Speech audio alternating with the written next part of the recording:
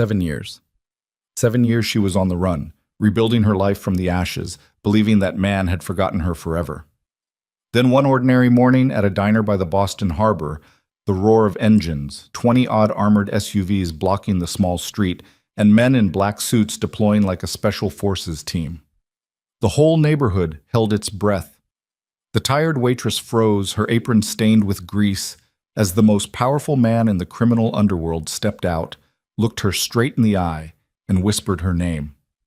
If you want to know what those 7 years of secrecy were, like comment the name of the city you're viewing and don't turn off the screen. She didn't hear the convoy until the coffee was already burning. Vivian Hart had learned to tune out most sounds in the 7 years she'd worked the morning shift at Harlow's Diner. The rattle of the elevated train 2 blocks over, the seagulls screaming at the fish market down on Pier 9, the particular way the front door wheezed and dragged against the warped floorboards whenever somebody pushed it open too fast. She'd learned to tune out the drunks who wandered in before noon, and the truckers who lingered 3 hours over 1 cup of coffee, and the weekend tourists who photographed their eggs like they'd witnessed something sacred.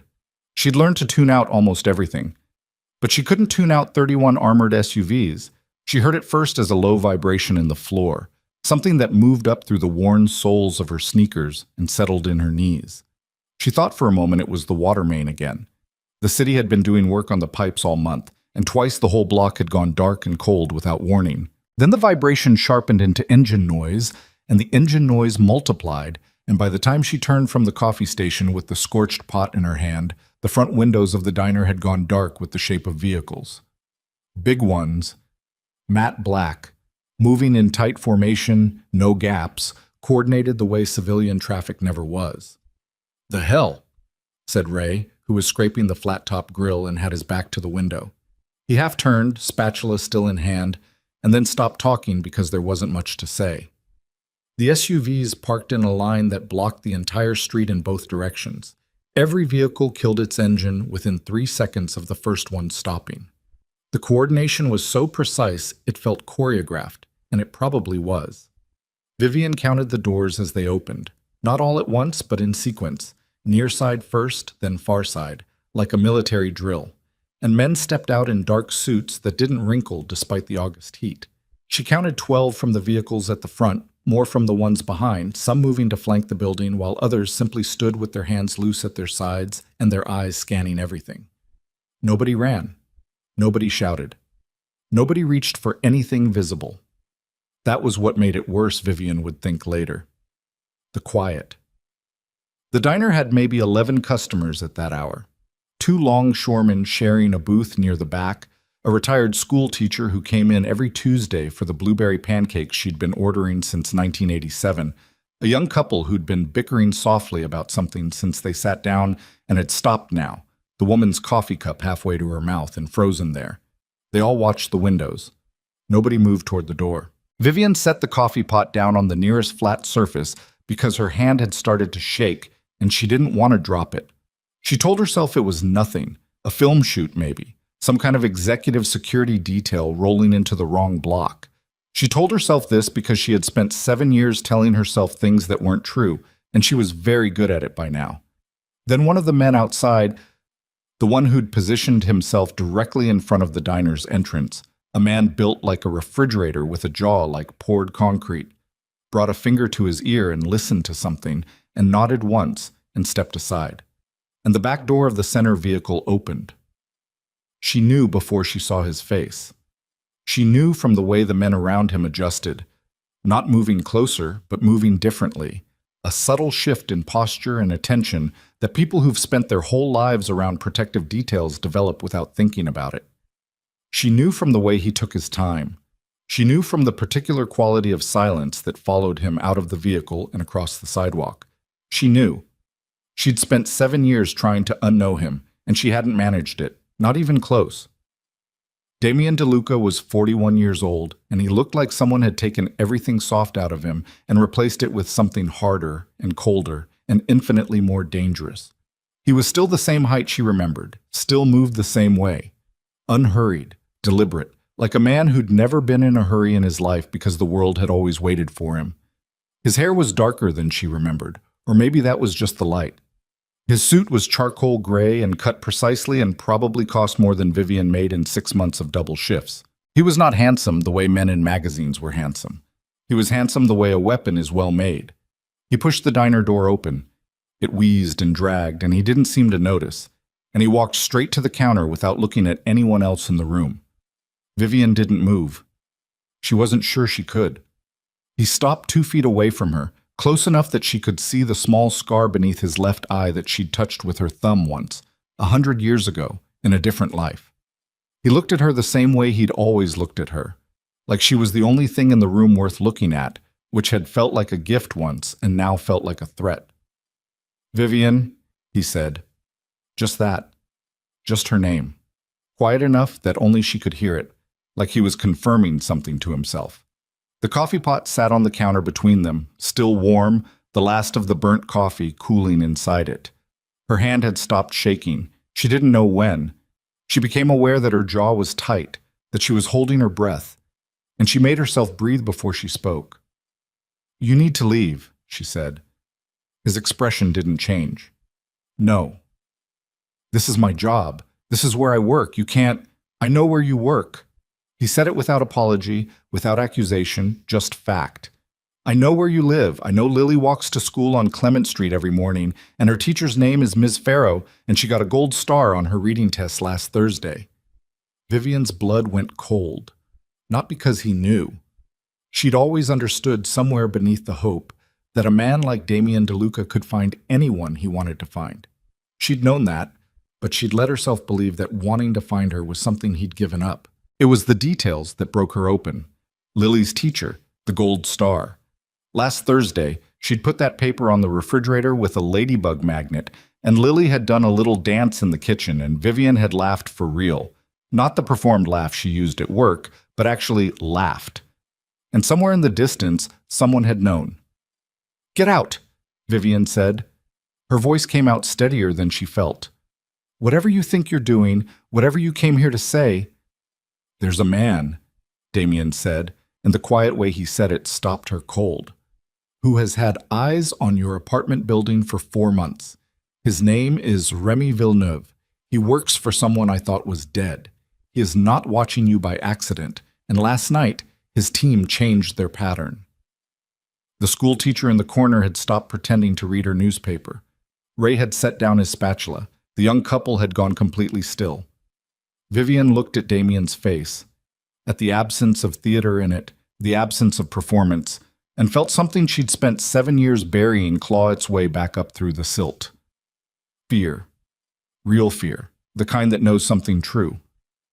"What does that mean?" she said. "Change their pattern. It means they moved from observation to preparation." He held her gaze. "Vivian, I need you to listen to me." "I have been listening," she said, and her voice cracked on the last word, which she hated. "I've spent 7 years not listening to you, not thinking about you. Not." She stopped, pressed her lips together. The diner was too quiet, and she was too exposed, and this was not the conversation she'd ever wanted to have in front of Ray and 11 customers. "Why are you here? Why now? After 7 years, what could you possibly—" "Because I just found you 4 days ago," he said. She blinked. "Someone hid you." He said it plainly, like he was describing weather. "Someone buried the file. It took me 4 days from the moment I had the information to get here, and I drove through the night because the alternative was waiting, and I don't have the patience for waiting when—" He stopped. Something moved across his face that might have been the ghost of the man she'd known before. "When it matters." The door at the back of the diner swung open. Vivian turned automatically and saw 2 of Damien's men stepping inside, not rushing, not urgent, just repositioning, and Ray took a step back from the grill and said, Hey, nobody said you could come back there." "Ray," Vivian said. Ray looked at her. "It's okay," she said, which was the second lie she'd told in the last 30 seconds, the first being the idea that anything about this was going to be okay.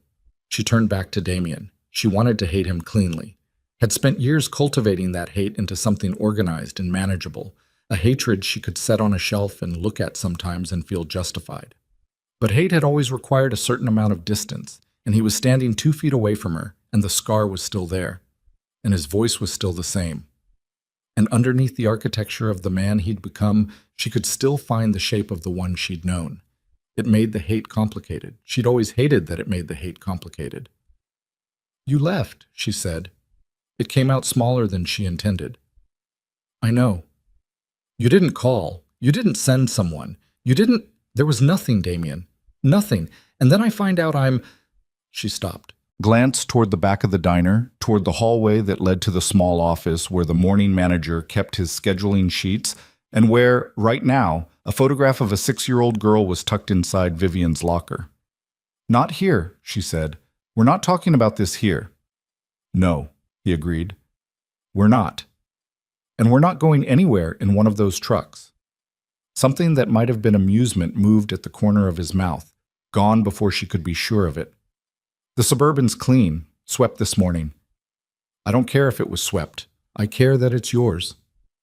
"Everything within 4 blocks of here is mine right now," he said, and it wasn't a boast. It was just geography. "That's the only reason you're still safe." She wanted to argue with that. She wanted to lay out the 7 years of safety she'd managed without him, the apartment with the deadbolt she'd installed herself, the self-defense classes she'd taken at the YMCA, the way she'd chosen Clement Street for the school because it had good sightlines and 3 exit routes, things she'd thought about because she wasn't stupid, because she'd known his world even if she'd walked away from it, because some things you couldn't unlearn no matter how hard you tried. She wanted to say all of that. Instead, she untied her apron. Ray was watching her with an expression she couldn't quite read.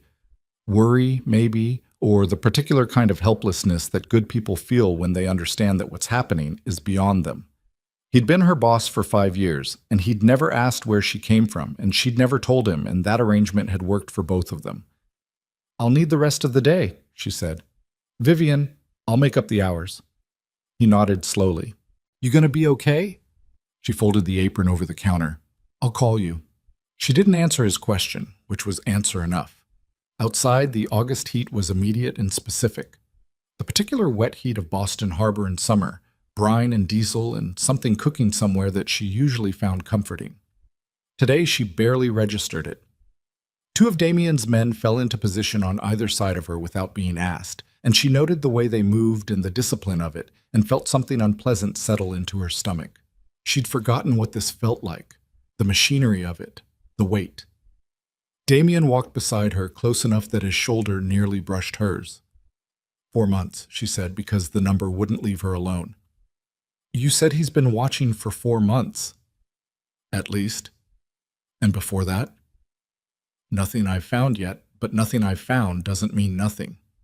She stopped walking. He stopped with her. 2 of the security team shifted almost imperceptibly, a micro-adjustment, staying in position. The rest of the street was empty. She realized the foot traffic had evaporated, pedestrians rerouting themselves around the blockade without anyone having to ask them, which was either very professional or very frightening, probably both. "Where's Lily right now?" Vivian said. It wasn't a question. "In school," Damien said. "Ms. Farrow's class. My people are on the building." The cold came back. "You already—" "Without asking me. I got here 4 hours ago. I needed to confirm she was safe before I came to you." "She's my daughter." Vivian's voice had edges in it now. "Mine.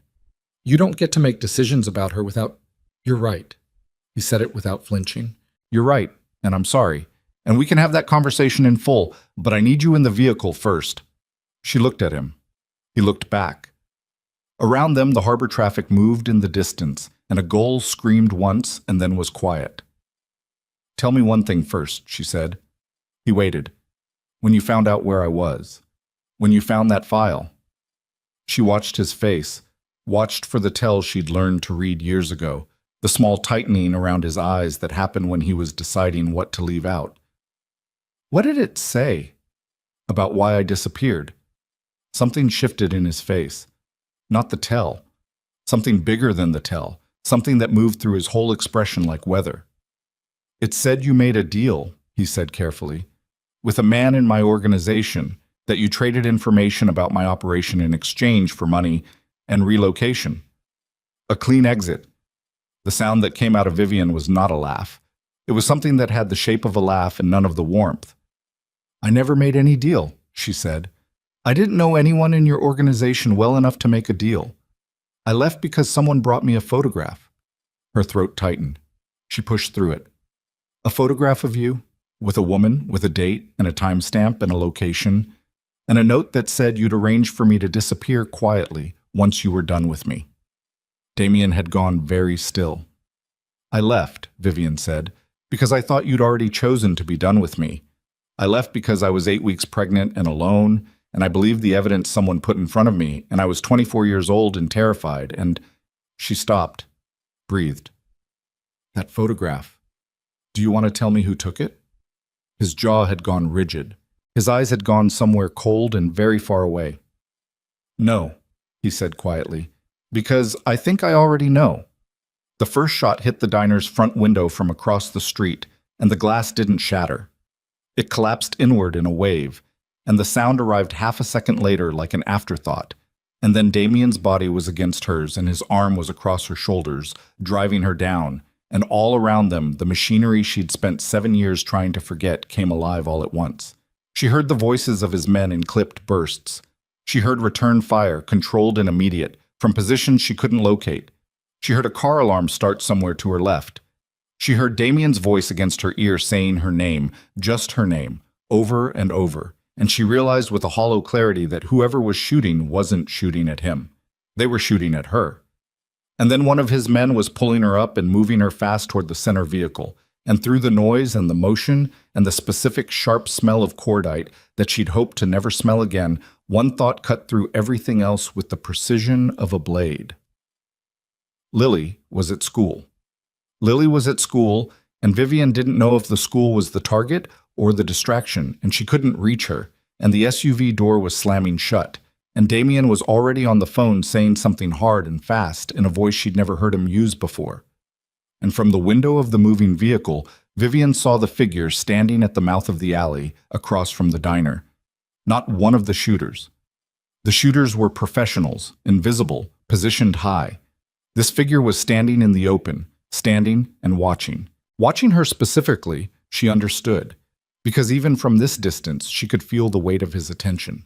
He was older than she expected, thinner. There was something wrong with his left hand.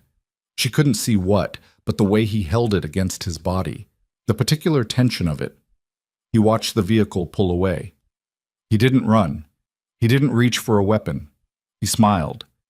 And then the vehicle turned the corner and he was gone, and Damien was beside her speaking in short, urgent sentences into his phone. And from somewhere in the disciplined silence behind his voice, she could hear the specific quality of catastrophe being managed. "The school," she said. Her voice surprised her. "See?" Steady, which felt wrong. "Damien. The school." He looked at her. Something in his face answered her before his mouth did. "We need to get to the school," she said. "I know," he said. "Vivian, now." "I know." He reached out and took her hand. Not gently, not romantically, just firmly, like she was a thing he was not willing to let go of, and she didn't pull away because she was too afraid to pull away, and because the man in the alley had smiled. The man in the alley had smiled. The school was 6 blocks from the diner, and it took them 4 minutes to get there, which was 4 minutes too long. Vivian spent those 4 minutes with her hand pressed flat against the window glass, watching the street scroll past, counting intersections by instinct, a habit she'd developed without meaning to, back when she'd first moved to this neighborhood and needed to know where everything was in relation to everything else. Back when she'd told herself she was just being practical. Back before she'd admitted, even privately, that she was mapping escape routes. Damien was on 2 phones simultaneously, which she hadn't known was physically possible until she watched him do it. He wasn't loud. He was very quiet, actually, which was worse, quiet the way still water is quiet before something large moves through it. His left hand held one phone to his ear, while his right thumb moved over the screen of the second one. And he spoke in short bursts that were half English and half something she didn't speak, and she didn't ask him to translate because she could hear enough in the cadence to understand that the picture wasn't good. The driver didn't use the siren. Didn't need to. The vehicle at the front of their reduced convoy just moved through traffic with a particular quality of momentum that other cars felt before they understood it, and the street opened up in front of them. "Tell me what we're driving into," Vivian said. Damien held up one finger, finished the sentence he was speaking into the left phone, lowered it. "Two of my people are on the school already. Building is locked down as of..." He checked the time. 3 minutes ago. No movement on the exterior. Classroom windows are covered. Covered how? Men on the roof lines across the street. She absorbed that. "You already had a plan for this." "I had contingencies." "That's not what I asked." He looked at her steadily. "Yes, I had a plan.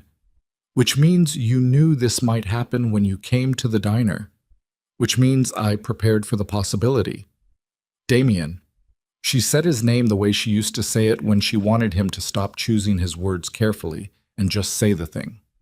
He recognized it. She watched him recognize it, the slight shift in his face, the way his jaw reset. "Did you come to the diner knowing we might get shot at?" "I came to the diner knowing that if I'd found you, it was possible someone else had found you too." He held her eyes. "That's not the same thing." "It's close enough," she said, and turned back to the window. They pulled up to Clement Street Elementary at 9:47 in the morning, and the first thing Vivian saw was the locked front gate and the two men standing just inside it who were not school security guards and were not dressed like school security guards, and were looking at the convoy with the careful non-expression of professionals confirming what they expected to see. The second thing she saw was Ms. Farrow's classroom window on the second floor, where the blinds had been drawn, and where she could see the shadow of someone standing just behind the blinds, watching the street. She was out of the vehicle before the driver had fully stopped. "Vivian, stay in the car if you want." She didn't look back. She heard him get out behind her. The men at the gate moved aside. She pushed through into the front courtyard, and the school felt wrong in the specific way that institutions feel wrong when they've shifted from their intended purpose. Too quiet, no movement through the ground floor windows, no sound from any of the classrooms. She'd dropped Lily off here every weekday morning for 2 years. She knew what this building sounded like when it was alive, and it didn't sound like that now. A woman came out the front door. Not a teacher, not an administrator, one of Damien's people in a dark blazer with her hair pulled back and an earpiece, and a face that communicated competence without warmth. "Ms. Hart," she said. "Where is she?" "Second floor, room 214, she's..." Vivian was already moving past her. She took the stairs 2 at a time and turned left at the top, and 2 more of Damien's people were in the hallway, and neither of them tried to stop her. They just watched her pass with the professional attentiveness of people who knew she had authorization, and also that nothing short of a structural collapse was going to slow her down right now. She got to room 214 and pushed the door open. 22 first graders looked up at her from where they were seated on the floor in the center of the room, away from the windows. Ms. Farrow was sitting with them, cross-legged, reading from a picture book she'd been using to keep them occupied, and she looked up at Vivian with an expression that was doing very hard work to stay calm for the sake of the children. And in the back of the group, sitting next to a small boy with a missing front tooth who had fallen asleep against her shoulder, was Lily. Lily had dark eyes and her father's jaw and Vivian's stubbornness, and she was 6 years old, and she had never once in her life been in the kind of danger that Vivian had spent 7 years trying to ensure she would never be in. And she looked up at her mother from across the room with an expression that was trying very hard to be brave and was mostly succeeding, and Vivian crossed the room and knelt down and pulled her daughter into her arms and held on. Lily didn't ask what was happening. She just held on back. "We're going to go on a little trip," Vivian said into her hair. "Okay? You and me." "Okay," Lily said, in the small voice she used when she already knew something was wrong and was trying to make it easier for Vivian. Vivian stood up, keeping Lily's hand. She looked at Ms. Farrow. "I'm sorry. I'm sorry for all of this." Ms. Farrow nodded tightly. "Will you let us know when it's over?" Vivian said. "Yes." Damien was in the hallway when she came out with Lily. She hadn't expected him to be there himself. She'd expected him to stay downstairs, to let his people handle it, the way he always used to delegate the human moments, because they made him uncomfortable. But he was there, leaning against the opposite wall with his arms at his sides, and he looked at Lily with an expression that Vivian recognized as something she'd never seen from him before and couldn't immediately name. Lily looked at him. She had no reason to know him. She'd never seen him, never been told about him. Vivian had made choices about that, deliberate choices, choices she'd revisited at 3 a.m. more times than she could count. Lily knew she had a father somewhere. She knew Vivian didn't talk about him. She'd stopped asking questions about it the way children sometimes do when they sense the question causes pain and decide, in their quiet wisdom, that the pain isn't worth whatever answer they'd get. So Lily looked at Damien the way she looked at any stranger, with careful assessment, brown eyes moving from his face to the men in the hallway to her mother's face and back again. "Who are you?" she said. Damien didn't look away from her. "My name is Damien," he said. Lily considered this for a moment. "You have a lot of people," she said. "I do." "How come?" The corner of his mouth moved. "It's a long story." Lily looked at her mother again. Vivian said nothing because there was nothing to say. Not here, not now, not with the school in lockdown and the smell of cordite still caught somewhere in her memory, and the man from the alley's smile sitting behind her eyes, like something she couldn't unsee. "Okay," Lily said, with the particular pragmatism of small children, and that was that. They moved fast after that. Vivian didn't let go of Lily's hand in the stairwell, in the courtyard, getting into the vehicle, and Lily didn't try to pull free. She just walked alongside her mother with her backpack bumping against her shoulders and her sneakers squeaking on the wet pavement from where the morning fog had settled. Damien rode in the same vehicle with them. He sat across from Vivian and Lily, not across from Lily specifically, which Vivian noticed because she was noticing everything. He kept his eyes ahead for most of the ride, on the phone again, giving instructions she couldn't fully parse. But twice, in the gaps between calls, she caught him looking at Lily in that same way, that unnamed thing, and both times he looked away before she could decide what to say about it. Lily fell asleep before they cleared the neighborhood. Children could do that, move from fear into sleep without warning, bodies making the decision before the brain could object. She slumped against Vivian's arm and went out, her breath evening out within a minute, her face slack and open and completely trusting. Vivian watched the city pass and said quietly, so as not to wake her daughter, "Where are we going?" "Safe house in Charlestown," Damien said. 12-room brownstone. It's been in a shell company's name for 8 years. Nobody connects it to me." "Nobody except whoever connected you to me," Vivian said. He was quiet for a moment. "That file came from inside my organization. Someone who knew exactly where to bury it and how to keep it buried. Someone who's been working with your man in the alley." "Vincent," Damien said, and the name came out flattened, stripped of everything, which told her more than inflection would have. "Vincent Moreau. He was my lieutenant for 9 years. I thought he died in the warehouse fire in 19. He didn't. Clearly." She looked at him. "How does a man survive something like that without you knowing?" "He didn't survive it by accident." Damien's jaw was tight. "He had help. Someone moved him. Someone gave him resources and time and cover." He paused. "The same someone who forged the evidence that made you run. The same someone who buried your file." Vivian felt the pieces arrange themselves with a slowness that was almost physical, like watching ice form. Someone inside your organization wanted both of us out of each other's lives, and also wanted Vincent preserved. Which suggests Vincent didn't fall out of favor with everyone, just with me. "Why?" she said. "Why would anyone in your organization want—" She stopped, looked at Lily, sleeping, back at Damien. Was she already— Did someone already know I was pregnant when I left? The stillness that moved through him was its own answer. "Someone knew," she said.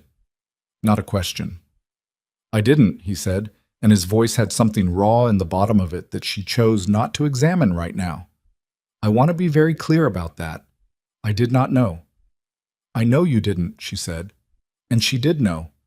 She'd known Damien DeLuca well enough to know that a child was not a piece of information he would have filed away and left alone. Whatever else was true about him, that was true. "Someone knew," he said.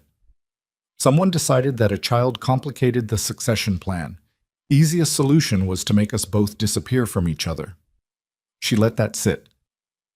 The vehicle moved through the streets, the convoy smaller now than it had been outside the diner. 4 vehicles instead of 31, slipping through the city without the same theater. She thought about 4 months of surveillance she hadn't noticed. She thought about the file that had been buried and the photograph that had been delivered and 7 years that had been stolen from all 3 of them. Herself, Damien, and the small warm weight sleeping against her arm. She thought about the man in the alley who had smiled. "He's not just coming for you," she said. "No. He's coming for her." Damien looked at Lily, and that unnamed thing was back in his face, and this time Vivian stayed with it long enough to name it. It wasn't wonder. It wasn't sentiment. It was something older and harder than either of those, a specific kind of reckoning, the kind a person does when they understand that they have something left to lose after a long time of having nothing. "He won't get to her," Damien said. "That's not a plan," Vivian said. "That's a wish." "I have a plan." "Then tell me what it is." He looked at her. "The brownstone. DNA confirmation." "I don't need confirmation," she said, too sharp, and felt Lily stir against her and lowered her voice. "I don't need a test to tell me what I already know, Damien. Don't do that." "It's not for you," he said. "It's for the record. If something happens to me, I need her protected through channels that require documentation." The bluntness of it silenced her for a moment. "Nothing is going to happen to you," she said, and heard how automatic it sounded, how hollow. "You said you don't need wishful thinking." "Fair." The brownstone was on a tree-lined block in Charlestown, set back from the street, unremarkable from the outside, the kind of building that looks lived in and is never quite seen. They took Lily inside and got her settled on a couch in a room that someone had thought to furnish with things a child might find comforting. She didn't know who had done that or when, and the thoughtfulness of it unsettled her in a way she couldn't explain. Damien's people moved through the building with the efficiency she was already beginning to accept as background noise. She got Lily a glass of water and sat with her until she was fully awake and oriented, and then she got her set up with a drawing pad that one of the security team produced from somewhere. And Lily started drawing without asking any more questions, which was either healthy adaptation or a coping mechanism Vivian was going to have to address later. She chose, for now, to believe it was healthy adaptation. In the hallway outside the room, 2 of Damien's senior people were already waiting. She recognized the one who'd been at the gate of the school. The other was a man she hadn't seen before. Older, late 50s, gray at his temples, with the kind of face that had done a lot of weather. Damien introduced him without ceremony. "Marcus Hale. He's been with me longer than anyone." Marcus looked at her with an expression that withheld judgment without being warm. "Ms. Hart." "Tell me about the school attack," she said. "Not the what, the how. Who tipped them?" Marcus and Damien exchanged a look that lasted less than a second, but said something. "What?" Vivian said. "The timing," Marcus said. "The attack happened within 15 minutes of our arrival at the diner. That's not surveillance, that's real-time communication." She processed that. "Someone in your convoy." "Someone with access to our movement schedule," Damien said carefully. "Or someone in your convoy," she repeated, watching his face. "That's what you're not saying." Marcus's expression confirmed it without moving. "Then we have a leak," Vivian said. "We have a problem," Damien said. "The leak is the symptom." "How many people knew you were coming to Boston?" A pause. 6. "And how many of those 6 are in this building right now?" Another pause. Longer. 4, he said. She held his eyes. "Then one of the 4 people in this building told Vincent's people that you were going to the diner this morning, and those people tried to kill me, not you, me." Damien said nothing. "Because Lily was the insurance," she said. "If they killed me, they'd have lost leverage over you, but they wanted me scared. They wanted me to—" She stopped, turned it over. "They wanted me to run again, without your protection this time, out in the open, frightened, which is when they'd take her." The hallway was very quiet. "Tell me I'm wrong," she said. Neither of them told her she was wrong. She pressed her back against the wall and looked at the ceiling and breathed. From behind the closed door, she could hear the soft scratch of Lily's pencil on paper. Normal, methodical. The sound of a child who had no idea how precisely she was the center of everything. I need to know who it is, Vivian said. I need to know before tonight. Vivian, because if you don't know, then everyone in this building is a suspect, including the people between my daughter and the door. And I am not going to sit in a room with my daughter and a list of suspects and pretend that's safe. Damien looked at her for a long moment. Then he looked at Marcus. Marcus nodded once, the kind of nod that meant something had already been set in motion. There's a second problem, Marcus said. Something in his voice made her push off the wall. The man Vincent used at the diner, Marcus continued, Remy Villeneuve. We pulled his communications. And? He wasn't the only one watching you. Marcus glanced at Damien, and Damien gave him something with his eyes, and Marcus continued. There's a second team, unconnected to Vincent's operation. Different methodology, different equipment. They've been on you for longer than 4 months. The floor felt slightly uncertain under her feet. How much longer, she said. Marcus said, Best estimate is 2 years. She heard the words. She understood them individually. The sentence they made together took a moment to arrive. 2 years. Lily had been 4 years old 2 years ago. 4 years old, drawing pictures of cats and learning to ride her bike on the sidewalk outside their building and mispronouncing spaghetti in a way Vivian still hadn't corrected because she couldn't bring herself to. Someone had been watching her daughter since she was 4 years old. Who? She said. Her voice came out wrong, yet too flat, too controlled, which was what happened when she was past the kind of emotion that made sound. We don't know yet, Marcus said. Then find out, she said. Find out now. She turned away from both of them, pushed the door open, went back into the room where Lily was drawing, and sat on the floor next to the couch and looked at what her daughter was drawing. It was a house. Big, with a yard. 3 figures standing in the yard. 1 tall, 1 medium, 1 small. Lily had given the small one curly hair. The medium one had long hair. The tall one she'd drawn last, and she was still working on it, adding details, pressing the pencil down more carefully than she had for the other 2. Vivian looked at the tall figure for a moment, looked at her daughter's face, looked back at the figure. The tall one had dark hair. Lily had given it dark hair, which she'd have had no reason to do based on anything she knew, and yet Vivian said nothing. She put her hand on Lily's back between the small shoulder blades and felt her breathe. Down the hall, she could hear Damien's voice, one phone again, talking to someone, not quiet this time, with an edge she hadn't heard from him yet. Something had changed in the last few minutes. Something Marcus must have found or confirmed, because the quality of his voice had shifted into a register she associated with men who have run out of patience for anything except the specific action they intend to take. She strained to hear. She caught fragments, a name she didn't recognize, a location, something about the harbor, the south side, an old industrial building. Then his voice dropped below what the walls could carry.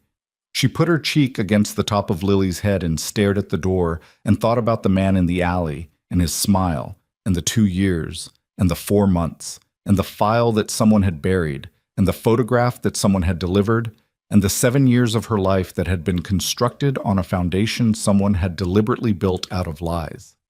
She thought about who had access to Damien's operation at a high enough level to bury a file and to know about a pregnancy and to pull Vincent out of a burning building and keep him alive for 5 years. Who had that kind of reach? Who had that kind of patience? She was still thinking about it when the door opened and Damien stood in the frame, and his face told her something had happened before his mouth did. "We know who it is," he said. She stood up. "Tell me." He looked at Lily, back at her. "Not in here." She touched Lily's shoulder. "I'll be right back, baby." Lily kept drawing. "Okay, Mama." In the hallway, Damien closed the door behind her. Marcus was gone.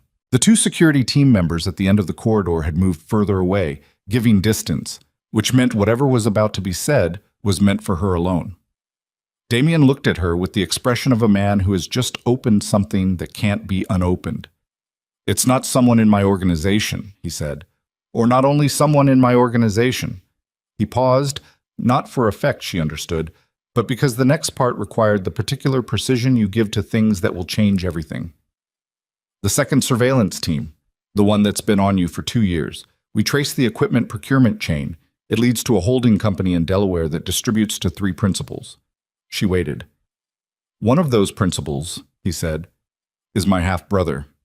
She heard the words. Nolan, he said, like the name tasted like something wrong. Nolan DeLuca, who has been sitting at my right hand for 4 years and who was in the room when I found your file and who is in this building right now. The hall felt like it had gotten smaller. He's the one who buried the file, Vivian said, and delivered the photograph, and pulled Vincent out of the fire, and has been feeding Vincent information about my movements for, we don't know how long, years, possibly from the beginning. She put her hand against the wall, not because she needed the support, but because she needed something solid. Where is he now? She said. That, Damien said, and his voice had gone to a place she'd never heard it go, a place past anger, past calculation, into something ancient and absolute, is the problem. He held out his phone. She looked at the screen.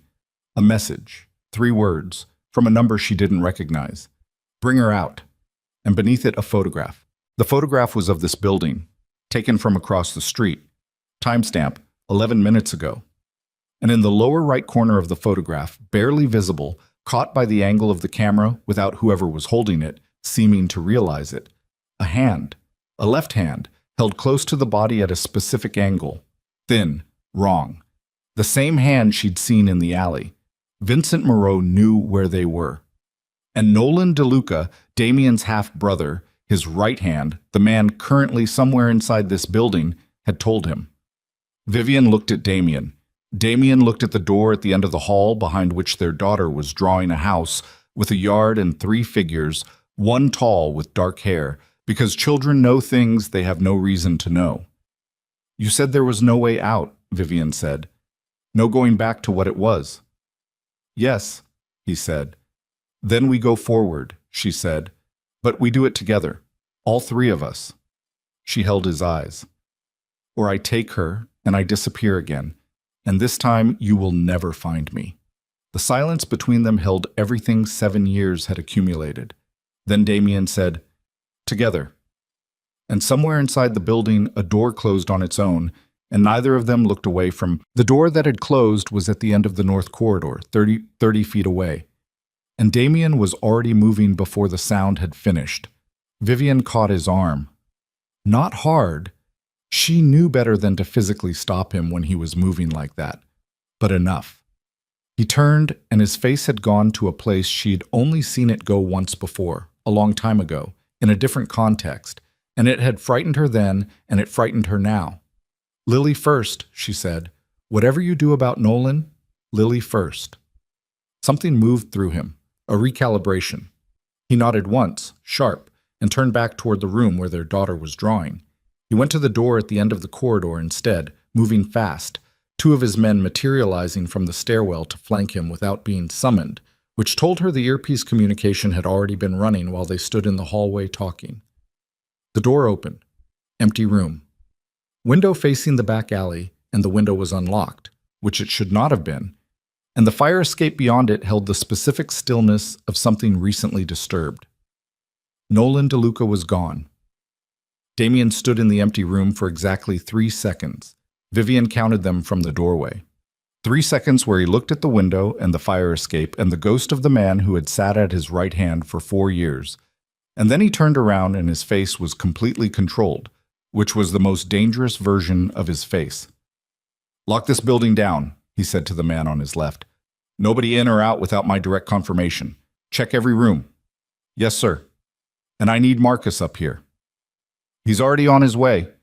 Damien looked at Vivian. She looked back.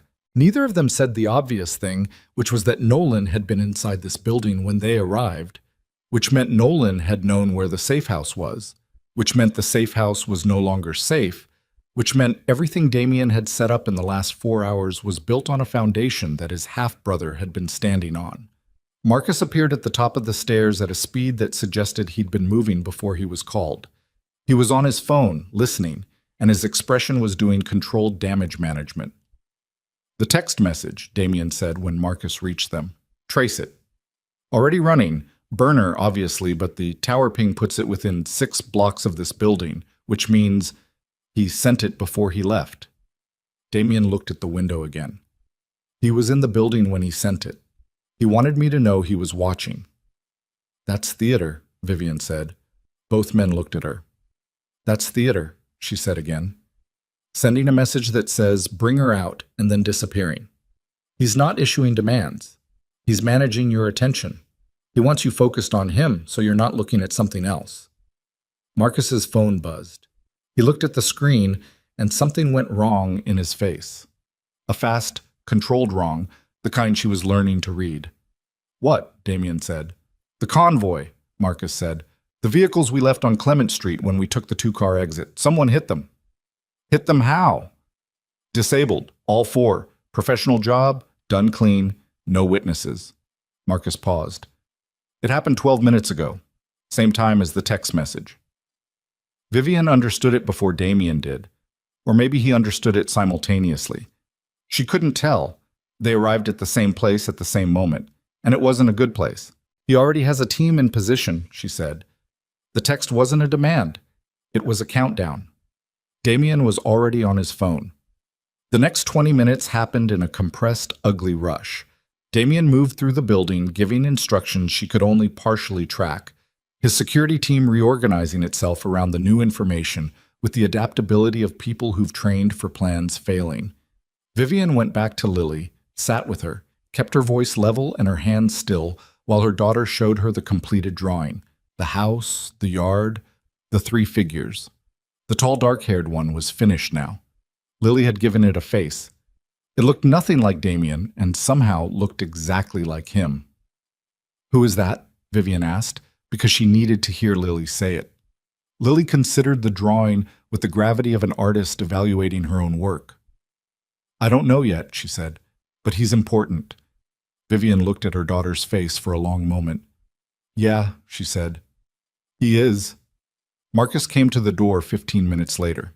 His expression told her they were moving before he said a word. They left the brownstone through the basement into a service tunnel that connected to a parking structure 2 buildings over, where 3 vehicles were already running. Lily was quiet through all of it. Not frightened quiet, but observant quiet, taking everything in with those dark eyes, filing it away. She held Vivian's hand and didn't drag her feet, and when they got into the vehicle, she looked at the tinted window and said, Are we going somewhere safer? Yes, Vivian said. Okay, said Lily, and leaned against her, and that was that. Damien rode with them again. He was off the phone for the first time in hours, which should have been a relief and wasn't. He sat across from them in the back of the vehicle and looked at his hands for a moment, and then looked up at Lily. And Lily, without being prompted, without any particular reason Vivian could identify, looked back at him. You look tired, Lily said. The corner of his mouth moved. I am tired. My mama looks tired too, Lily said. She always looks tired, but today she looks more tired. Lily, Vivian said. It's just true, Lily said, with the serene certainty of a child who has not yet learned that truth requires diplomatic packaging. Damien looked at Vivian. Vivian looked out the window. But she felt something in her chest that had no clean name. Not warmth, not exactly. More like the memory of warmth, the place where warmth used to live before 7 years of being alone and careful had smoothed it over. They went to a second location, a property in East Cambridge that Marcus vouched for with his own name, which Vivian understood was significant in a world where names were the only currency that couldn't be forged. A smaller building, more modest, easier to secure. 4 rooms and a kitchen and a back garden that was mostly concrete and dead weeds, which made it easier to see anyone approaching from the rear. They got Lily settled in the back bedroom with food and the drawing pad and a directive to stay away from the windows, which she followed with a seriousness that broke Vivian's heart a little. Then the 3 adults, Vivian, Damien, Marcus, sat in the kitchen, and the door was closed, and the 2 security team members outside the kitchen door were close enough to hear raised voices but not normal conversation, and what followed was very much normal conversation, in that it was specific and brutal and nobody performed anything for anyone. Tell me about Nolan, Vivian said. Damien wrapped his hands around a coffee mug he hadn't drunk from. What do you want to know? Everything. He was quiet for a moment. Then, different mother. My father's arrangement before my parents married, which my father disclosed approximately never. Nolan came to me 4 years ago with documentation, paternity records, financial records, the whole file. I had it verified independently. It was clean. He wanted access to your organization. He wanted a family.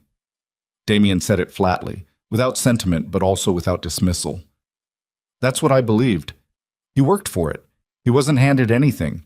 He earned his position over 3 years before I moved him into the senior role. Or he appeared to earn it, Vivian said. Appears and is are the same thing in my world until they're not. Marcus set down his phone.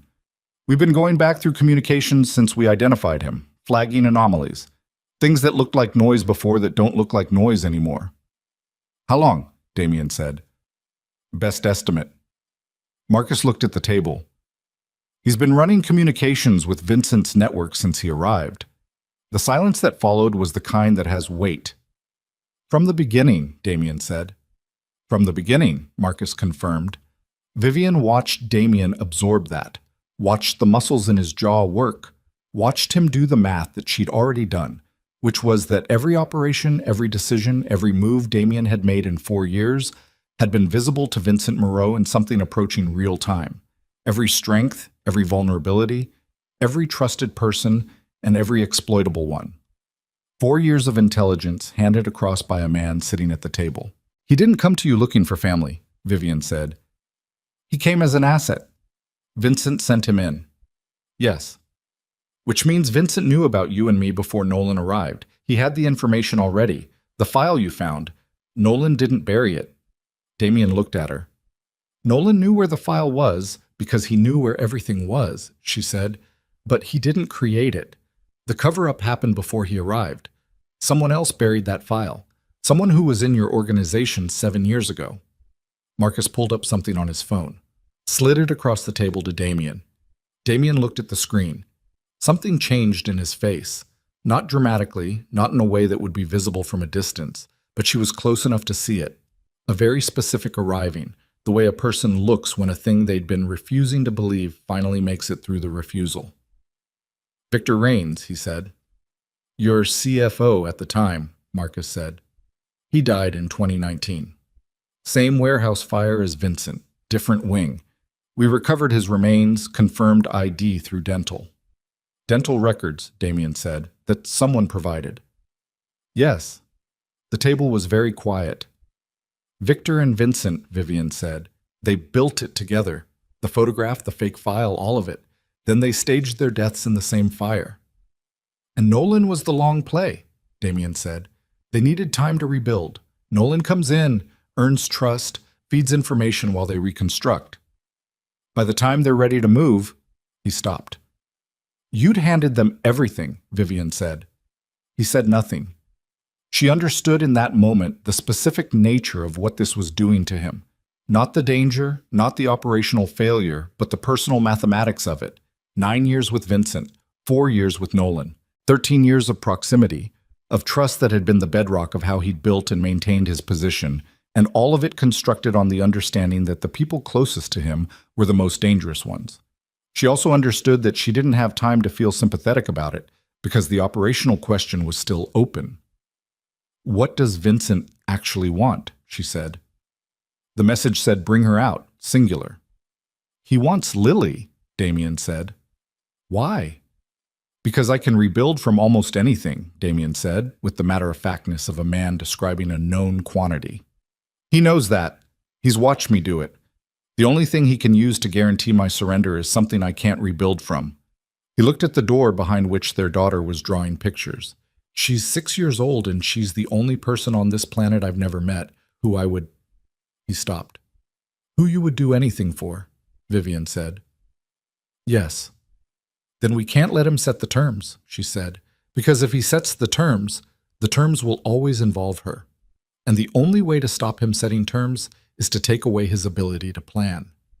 Marcus was watching her with an expression that had moved, she noticed, from neutral to something more attentive. She recognized the shift. It was the shift of someone recalibrating their assessment of who they were dealing with. We need to find where he is, she said, not wait for him to make another move. Go to him. I know where he is, Damien said. Both Vivian and Marcus looked at him. The harbor, he said. South Side. There's a decommissioned steel manufacturing plant, the old Meridian complex. I've known for 6 hours. I've been building toward it. 6 hours, Vivian said. You've known for 6 hours where Vincent Moreau is, and you've been, what, gathering resources? Yes. While he's been watching this building and disabling your vehicles and... She stopped. Made herself stop. What are you waiting for? Numbers, he said. I have 31 men in Boston and 16 more coming in from New York. Vincent has approximately 40 mercenaries at the complex. I don't go in until I have the numbers. When does the New York team arrive? 6 hours, Marcus said. We don't have 6 hours, Vivian said. We don't know that. We know that Nolan is loose, and he knows this address because he helped pick it out, probably. And we know that Vincent's team just demonstrated they can move against you in daylight on a public street. We don't have 6 hours. Damien looked at Marcus. Marcus looked at the table. She's not wrong, Marcus said. I'm aware of what she is and isn't, Damien said. And there was an edge in it, not directed at her, but at the situation, at the wall the situation had backed him into. He stood up from the table, went to the window over the sink, looked out at the concrete garden, and stood there with his shoulders tight and his hands flat on the counter. Vivian watched his back. She'd watched that back 1,000 times in a different life. It hadn't changed much. Broader, maybe. Heavier, with something that wasn't weight. You go in at half strength, she said, or you wait 6 hours and go in having possibly lost the element of surprise and possibly lost this location. There's no good option. There's a less bad option, he said without turning. Then take it. He turned. What I'm about to do, if it goes wrong, it won't go wrong, she said, and held up a hand to stop his objection. I know that's not a plan. I know that's a wish. But sometimes you need the wish first, and then you make the plan. So, what do you need? He looked at her for a moment, then at Marcus. Get the team ready, he said. We move in 2 hours. Marcus was already on his phone before he finished the sentence. The next 2 hours were a controlled storm. Damien's people moved through the East Cambridge building with a focus that transformed the modest space into something else entirely. Weapons staged, communications synchronized, roles assigned and confirmed again. Vivian stayed with Lily for most of it, which was both where she needed to be and where she felt most out of control, because sitting still while other people prepared for violence was its own kind of discipline, and she'd never been good at that kind. She checked in with Damien twice in those 2 hours, brief exchanges in the hallway. He was focused in a way that narrowed everything else down, and she recognized that focus. It was the same thing she'd found in him attractive once, that absolute quality of presence, and now it frightened her in a different way than it used to. At the 90-minute mark, Marcus came to find her. His face was professionally neutral, which meant it wasn't. What? She said. He handed her his phone. A communication intercept, text format, between 2 numbers his team had flagged. She read it twice. When did this come in? She said. 20 minutes ago. Why are you telling me instead of Damien? Because one of the numbers belongs to Elena Voss, Marcus said, Damien's chief of communications, who has been with him for 6 years, who is currently in this building. He paused. And because the message references a secondary target for tonight's operation, she read the relevant line again. Confirm secondary, not the child, the mother. She set the phone down on the hallway table. So Lily wasn't the only piece on the board. Vivian had let herself believe because it was easier, that she was the context, that her daughter was the asset, that her own role in this was incidental to the machinery. She was the mother of the target, the woman who complicated things, the loose variable. But confirmed secondary, not the child, the mother. Which meant Vivian herself was something Vincent needed removed, not taken, not leverage, removed. Which meant Vincent understood something about her that she didn't fully understand yet, or something about what she meant to Damien that even Damien hadn't fully processed yet. She picked the phone back up, read the intercept again, looked at Marcus. He's going to use Elena to feed false positioning information, she said. During the assault, Damien's team goes in thinking they have accurate intel on Vincent's location inside the building, but the intel is wrong, and the team walks into a kill box, Marcus said quietly. Yes. Does Damien know about Elena? Not yet. Why not yet? Marcus looked at her steadily. Because Elena has also been coordinating the secondary team's response, the one targeting you. And the intercept suggests she's been doing it from inside this building, which means she's communicated Vincent's people the address of this building within the last hour. The sound from the back room, Lily's pencil on paper, the soft rhythmic scratch of it, was the most real thing in the building. So they're already coming here, Vivian said. We believe the assault on the plant and the assault on this location are designed to happen simultaneously, Marcus said. Damien goes in. His communications are fed false positions. His team is decimated. And here. They come for me, she said. And Lily is alone. Yes, she breathed. In, out. The hallway was very clean and very ordinary and smelled faintly of the coffee from the kitchen, and outside the back window the concrete garden was gray and still, and somewhere in this building a woman named Elena Voss was the reason all of it was going to come apart. We have to tell him, Vivian said. If we tell him now, Elena will know we've identified her. She'll warn them. The timing of both assaults will accelerate. If we don't tell him, he walks into a kill box. Yes. She looked at the wall, at the pattern of the wallpaper, which was old and slightly water-stained and had nothing to do with anything. Then we tell him, she said, and we deal with Elena before she can communicate, and then we change the plan. The plan as it stands requires, I know what the plan requires. She met his eyes. Change it. Marcus looked at her. That recalibration again, more complete this time. There's something else, he said. In the intercept. She waited. Vincent's ultimatum was designed as a binary, Marcus said. Surrender the Empire or lose the woman you love. That's the language Nolan used to us. That's the framing. He paused. But the intercept suggests the real objective isn't the Empire. Then what is it? Marcus was quiet for a moment in the particular way of someone choosing their words not for impact but for precision. Lily, he said. Vincent doesn't want Damien's organization. He wants Lily, a DeLuca heir, under his control to legitimize the network he's built. The surrender of the Empire was theater. It was always about the child. The floor felt wrong again. He was never going to let me go, Vivian said. It wasn't a question. No, Marcus said. The secondary was never optional for him. You're the one thing that could complicate his access to her for the next 12 years. She thought about the smile. The man in the alley, thin, the wrong hand, watching the vehicle pull away. The smile of someone who had already seen the board 3 moves ahead and found it satisfactory.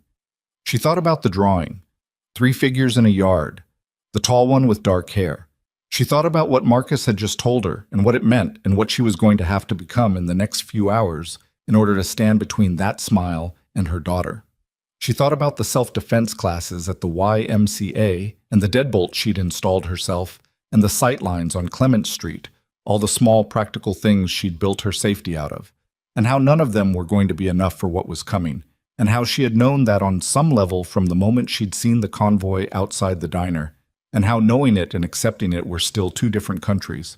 She straightened up, pushed back against the wall until her shoulders were square and her feet were planted. Take me to Damien, she said. Marcus nodded and turned toward the kitchen. The door opened before he reached it. Elena Voss stood in the kitchen doorway, and she had her phone in one hand, and her expression was the kind of professional blankness that Vivian now understood was not composure but performance. And in the half-second before Elena's eyes found Vivian's, the phone in her hand was moving, thumb moving, sending. Vivian crossed the hallway in 3 steps and hit Elena's arm before the thought had finished forming, knocked the phone out of her hand, and it clattered against the baseboard. And Elena's expression broke open into something real and ugly. Not fear, not quite, more like the expression of someone whose math has just failed them, who had run a calculation 100 times and was only now seeing the error. And her arm came up to deflect, trained instinct. And Vivian was not trained, not really, not beyond the basics she'd drilled in a church basement on Thursday evenings for 2 years. But basics were enough when the person across from you wasn't expecting them from you. She drove her elbow into Elena's forearm. Elena's grip failed. The phone hit the baseboard and skidded. Then Marcus was there, and two of the security team were through the kitchen door, and Elena stopped moving because she understood the arithmetic of that. Damien came out of the kitchen behind them. He looked at Elena. He looked at Vivian. He looked at the phone on the floor. "How long?" he said to Elena. Elena said nothing. "How long?" he said again, and the quiet of it was the worst possible version of the question. Elena looked at him with the expression of someone who has decided that whatever was going to happen next was going to happen and that performance was finished. "Long enough," she said. Damien looked at Marcus. Marcus gave him the compressed version in 40 seconds. The intercept, the dual assault timeline, the kill box, the real objective. Damien listened without interrupting, which was how she knew he was at the outer edge of something, because in her experience, Damien DeLuca interrupted when he was comfortable and went still when he wasn't. When Marcus finished, Damien looked at Elena for a long moment. "Put her in the back room," he said. "Not with Lily, the utility room. 2 people on her." "Damien," Elena started. "Don't," he said. Just that. Just the word, without temperature, and Elena closed her mouth, and that was that. They moved her. Vivian picked up the phone from the baseboard. The screen was cracked but lit, and the message was still open in the send queue. It hadn't gone through. The send had been interrupted mid-transmission, which meant the outgoing data was partial. Corrupted or incomplete, Marcus confirmed when she handed it to him. "Can they read a partial?" she said. "Depends on their system. Probably not the content, maybe the timestamp." "So they know something happened, but not what?" "Yes." "Then we have a window," she said. "Small." "Yes," Marcus said. Damien was already on the phone. The next 40 minutes were the most precisely organized chaos Vivian had ever witnessed. The East Cambridge building emptied and refilled in a way that felt like breathing. People out, different people in, the kind of rapid resource redistribution that required a network she was only now understanding the full size of. She stayed close to Lily, helped her into a different vehicle, kept her voice even and her hands warm, answered the questions Lily asked, and didn't offer information beyond the answers. Lily accepted this with the same pragmatic quiet she'd maintained all day. And Vivian stored away a complicated thing she was going to feel about that later when there was time for feeling things. There was not currently time for feeling things. The new staging location was a warehouse in Everett, north of the river, the kind of industrial space that smelled of old metal and machine oil, and was cold even in August. Damien's expanded team, the New York contingent, had arrived early, 6 hours compressed into 2 by whatever pressure he'd applied, moved through it with the specific controlled energy of people who understood what the next few hours contained and had made their peace with it. Vivian put Lily in a small office at the back of the warehouse, the most interior space, no exterior walls, one door. She got her settled with the drawing pad and the remnants of the food they'd brought from East Cambridge, and she sat with her for 10 minutes and let Lily talk about what she planned to draw next. A harbor, she'd decided, boats on the water. And Vivian listened to every word and held each one because she didn't know when the next ordinary moment was going to be. "You're going somewhere," Lily said. Not a question. "Not far," Vivian said. "With the man? Damien?" "With a lot of people." Lily looked at her drawing pad, considering. "Will you come back?" The word she reached for was yes, automatic. The word every parent reaches for. The word that is sometimes a promise and sometimes a wish dressed up as certainty. She caught herself before she said it. "Yes," she said, and made it a promise, and hoped she had the authority to make it. Lily nodded. "Okay." She picked up her pencil. "Tell him he looks tired too," she said. "In case you see him before I do." Vivian stood up. Her throat did something she managed to control. "I will." She found Damien in the main warehouse floor, standing over a spread of architectural plans on a folding table, with Marcus on one side and a man she'd learned was called Ortiz on the other. The Meridian Steel Complex. She recognized the harborfront outline from what Damien had described.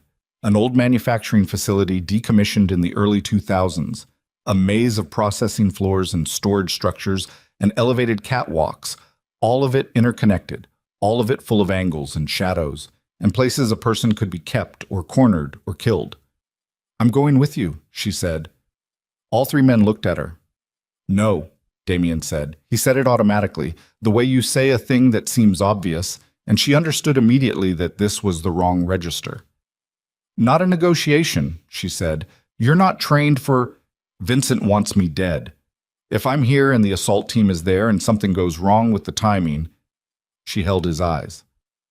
I'm not a soft target sitting in a warehouse waiting. I've never been that. Don't make me be that now. Vivian.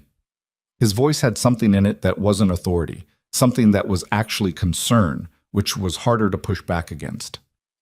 If something happens to you in there, then I need you to make sure it doesn't, she said. That's what I need you to do. Keep me alive long enough to be useful. He looked at her. She looked back. Marcus found something on the building plans to be absorbed by. She's right about the soft target, Marcus said to the plans. If the timing slips and this location is compromised while the team is at the complex… I know, Damien said. Then we're agreed, Vivian said. A pause. Then, you stay with me. You don't move independently. If I tell you to get down, you're already down. Agreed. And you take this. He reached to the table and picked up something and held it out to her. A compact handgun, already checked, safety on. Do you know how to… I went to the range every month for 3 years, she said. After I left. Something crossed his face that she didn't have time to interpret. She took the gun. They left at 11:40 p.m. The convoy to the Meridian complex was 8 vehicles, no lights, moving through the industrial waterfront with the specific invisibility of things that belong to the dark. Vivian rode in the lead vehicle, between Damien and Marcus, watching the harbor come up on their right through the tinted window, the water black and oil smooth under the overcast sky, the lights of the shipyard across the channel doubling themselves in the surface. She'd loved this harbor once. Loved it in the practical way of someone who'd chosen it as home, who'd built a life around the smell of it, the sound of it in the morning. It felt different from this angle, from this speed with the gun in her jacket. The complex appeared ahead of them as a collection of dark shapes against a darker sky. Vast, low, the kind of structure that speaks the language of a different industrial era. The main processing building was 8 stories of poured concrete and rusted steel, flanked by 2 smaller structures that Marcus had identified as the coiling facility to the north and the maintenance depot to the south. Between them, connecting everything, a network of elevated transfer bridges and external catwalks that the architectural plans rendered in neat blue lines, but that in reality looked like the skeleton of something enormous. Damien's team split at the perimeter, 2 groups taking the north and south flanks, one moving to secure the dock access at the rear. The primary team, Damien, Marcus, Vivian, and 8 others, entered through the east access gate, which a specialist had disabled remotely from the staging location 20 minutes ago. Inside, the scale of the building was different than the plans had suggested. The plans showed dimensions. The building itself was a specific kind of overwhelming, ceilings lost in the darkness above, the floor a geography of machinery that had been cannibalized or had rusted into permanent stillness, corridors formed by the angles of defunct equipment. The smell was rust and stagnant water and something chemical, and underneath it, barely detectable, the metallic edge of recent human habitation. They were not alone in this building. Damien signaled and the team spread, and Vivian moved with him, 2 feet off his left shoulder, the gun in her right hand with the safety off the way he'd confirmed before they entered. She could hear her own breathing and worked to slow it, could feel her heartbeat in her wrists. The earpiece she'd been given carried the compressed bursts of the flanking teams checking in, and she parsed them with a focus she didn't know she had. The first contact came 60 seconds in. 2 of Vincent's men, positioned at the base of the main processing floor's internal staircase, professionals, alert, but facing the wrong direction because the intel they'd been given, the real intel, not the false version Elena had been designed to feed, put the entry point at the west access. They turned at the last moment, and neither of them had time to do more than turn before Damien's team neutralized them with a precision that was fast and final, and she made herself watch it, because looking away was a luxury she'd just forfeited. They moved up. The second level of the processing floor was a gantry walkway running the length of the building, maybe 60 feet up, connected by the staircases at either end and 2 internal ladders she could see. From up here, the building was a different architecture.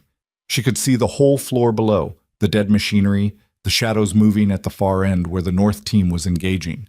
She could hear it now. Gunfire, controlled bursts, echoing in the concrete shell of the building and multiplying into something bigger than the source. Damien was moving along the gantry when his earpiece delivered something that stopped him. She was close enough to see his face when he heard it. "Say again," he said, very quietly. She heard the voice in her own earpiece, thin with distance and interference. "South team contact, maintenance depot. They have a hostage. They have..." Static. "Who?" Damien said. "Say the name." Another burst of static. Then, fragmented. "Nolan. They're using Nolan as..." The shot came from above. From the internal structure overhead, from the elevated transfer bridge that ran across the top of the processing building, and it hit the gantry railing 6 inches from Damien's hand, and the ricochet was close enough that she felt the displaced air against her cheek, and she was already moving. Not thinking, moving, the YMCA, training, and 3 years of range time and pure animal instinct collapsing into the same single action, pulling Damien back from the railing by his jacket, dropping behind the gantry's equipment housing as the second shot came and struck where he'd been standing. "Sniper. Up high." Her voice surprised her. Steady. 11 o'clock, the transfer bridge." Damien had his own gun up before she finished the sentence. Marcus was already communicating with the team. 2 of the others were repositioning. She pressed her back against the equipment housing and made herself think through the geometry, the angle of the first shot, the angle of the second, the position they suggested. "He's moving," she said. "The angle changed. He's coming west along the bridge." "How do you..." "The angle changed," she said again. "Second shot was steeper. He moved toward us." Marcus relayed it. A response came back, "Team on the bridge approach. 30 seconds. 30 seconds was not the same as 30 seconds in ordinary time. She knew this now. Damien was looking at her with an expression she'd last seen in a different context entirely. A long time ago, in a room that was nothing like this room. A look that was evaluation and recognition, and something underneath both of those that she wasn't going to name right now. "The South team," she said. "Nolan." "I know. If they're using him as a hostage..." "Nolan made his choices," Damien said, and his voice had a quality she recognized as the closing of a door. Not cruelty, not coldness, but finality. "Whatever they're doing with him, it's a diversion." "Then what's the real problem?" He looked past her, toward the far end of the gantry, where the north staircase connected to the level above. She followed his eyes. A door up there, heavy, industrial, with a specific kind of framing around it that she'd seen on the plans. The supervisor's observation room, positioned to overlook the entire main floor, built for managing the production line below. Enclosed, elevated. One entrance, and from beneath the door, visible even from here, a thin bar of light. Vincent was in the observation room. He was up there right now, in that light, while the building moved around him like a disrupted mechanism, waiting. Not hiding, not running, waiting. "He wants you to come to him," she said. "Yes." "Because he has something up there you'll come for." Damien didn't answer, which was its own answer. She thought about the intercept, the real objective. Lily's name in black and white on a cracked phone screen. "He doesn't have Lily," she said. "Lily is in Everett. He has the next best thing," Damien said quietly. "He has the position. He has the room. He has the high ground." He paused. "He has everything arranged exactly the way he wants it, and he's waiting for me to walk into it. And the reason he's still waiting instead of trying to run is because he doesn't believe I won't." "Then don't," she said. "I don't have a choice." "There's always Vivian." He turned to look at her fully, and she stopped talking because his face was doing something she needed to pay attention to. "He will keep coming. He built 5 years of patience. He turned my brother against me and my CFO and my communications director, and he watched me from the inside for 4 years, and he has spent all of that, all of it, to get to this room, in this building, tonight. If I don't end it here, it does not end. Not in a month, not in a year. It doesn't end until one of us is finished." She looked at him, at the scar. at the particular way his face looked when he was telling the truth without any architecture around it. "Then I go with you," she said. "No." "Yes." She held the gun steady in her right hand. "Because the intercept said secondary. Because he will not leave this building without trying to close the secondary. And because—" She stopped, found the words that were true, the ones without any architecture around them. "Because I am done waiting in rooms while the world happens without me. I have been waiting for 7 years, Damien. That's finished." The gantry shuddered as something structural responded to the engagement on the floor below.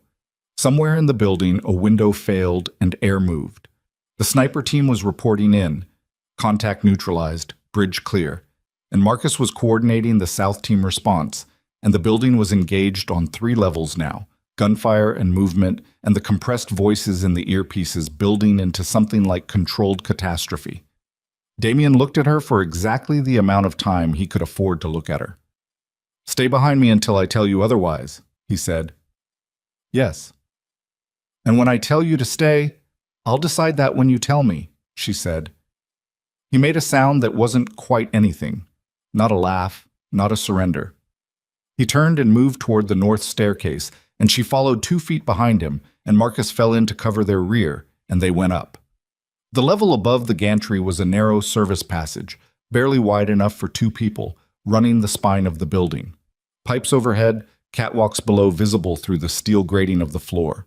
The light from beneath the observation room door was stronger here, and she could see the door clearly now. 20 feet ahead, heavy steel, no window. She could hear nothing from beyond it. Damien stopped. He checked his magazine. She checked hers. Marcus peeled off to cover the passage behind them and cover the staircase access.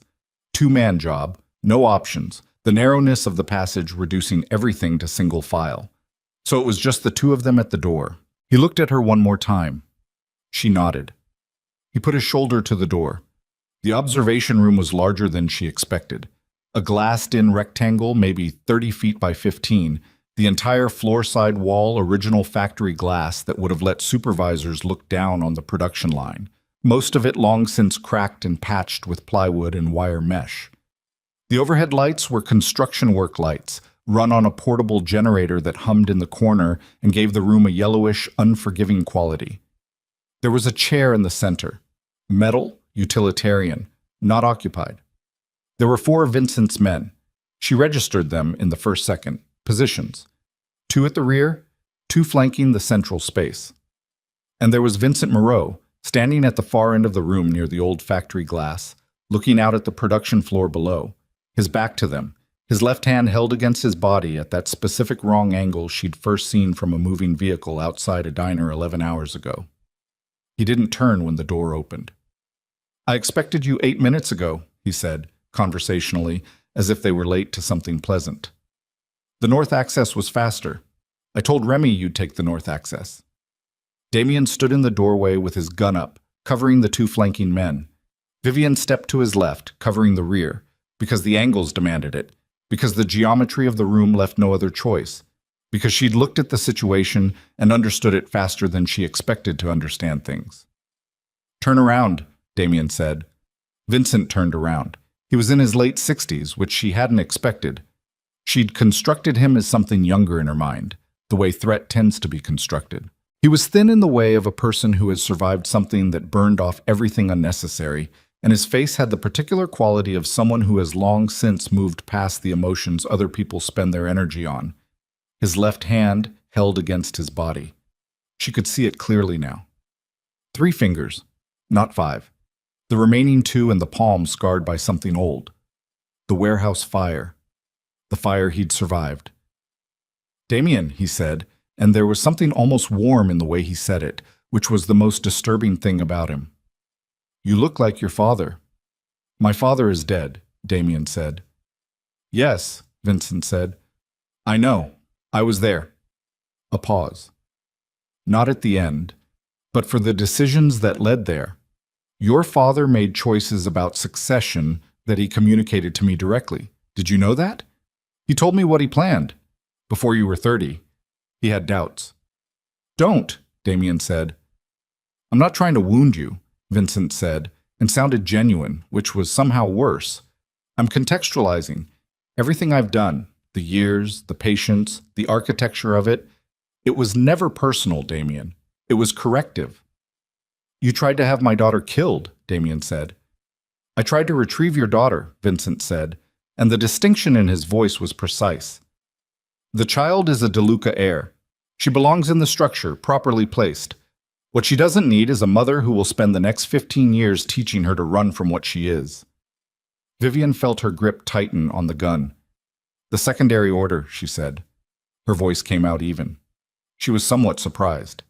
Vincent looked at her for the first time.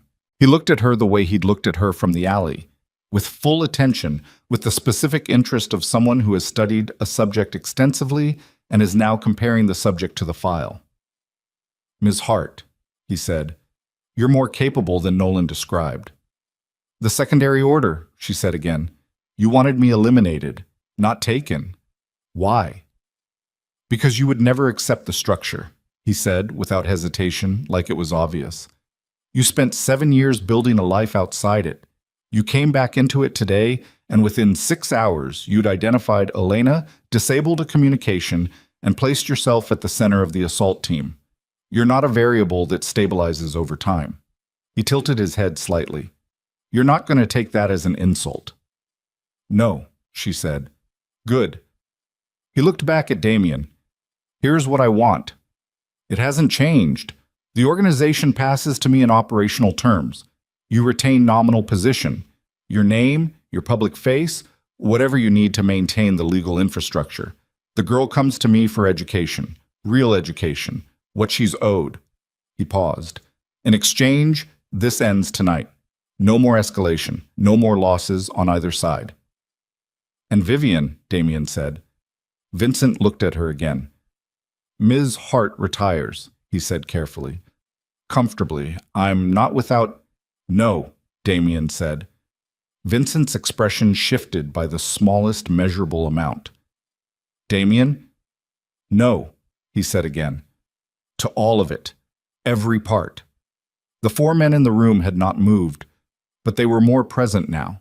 A shift in readiness, a compression of potential, the specific quality of people who are about to be instructed to do something. Vincent looked at Damien with what appeared to be genuine sadness, the sadness of someone who had hoped for a different answer and is not surprised by the answer they got.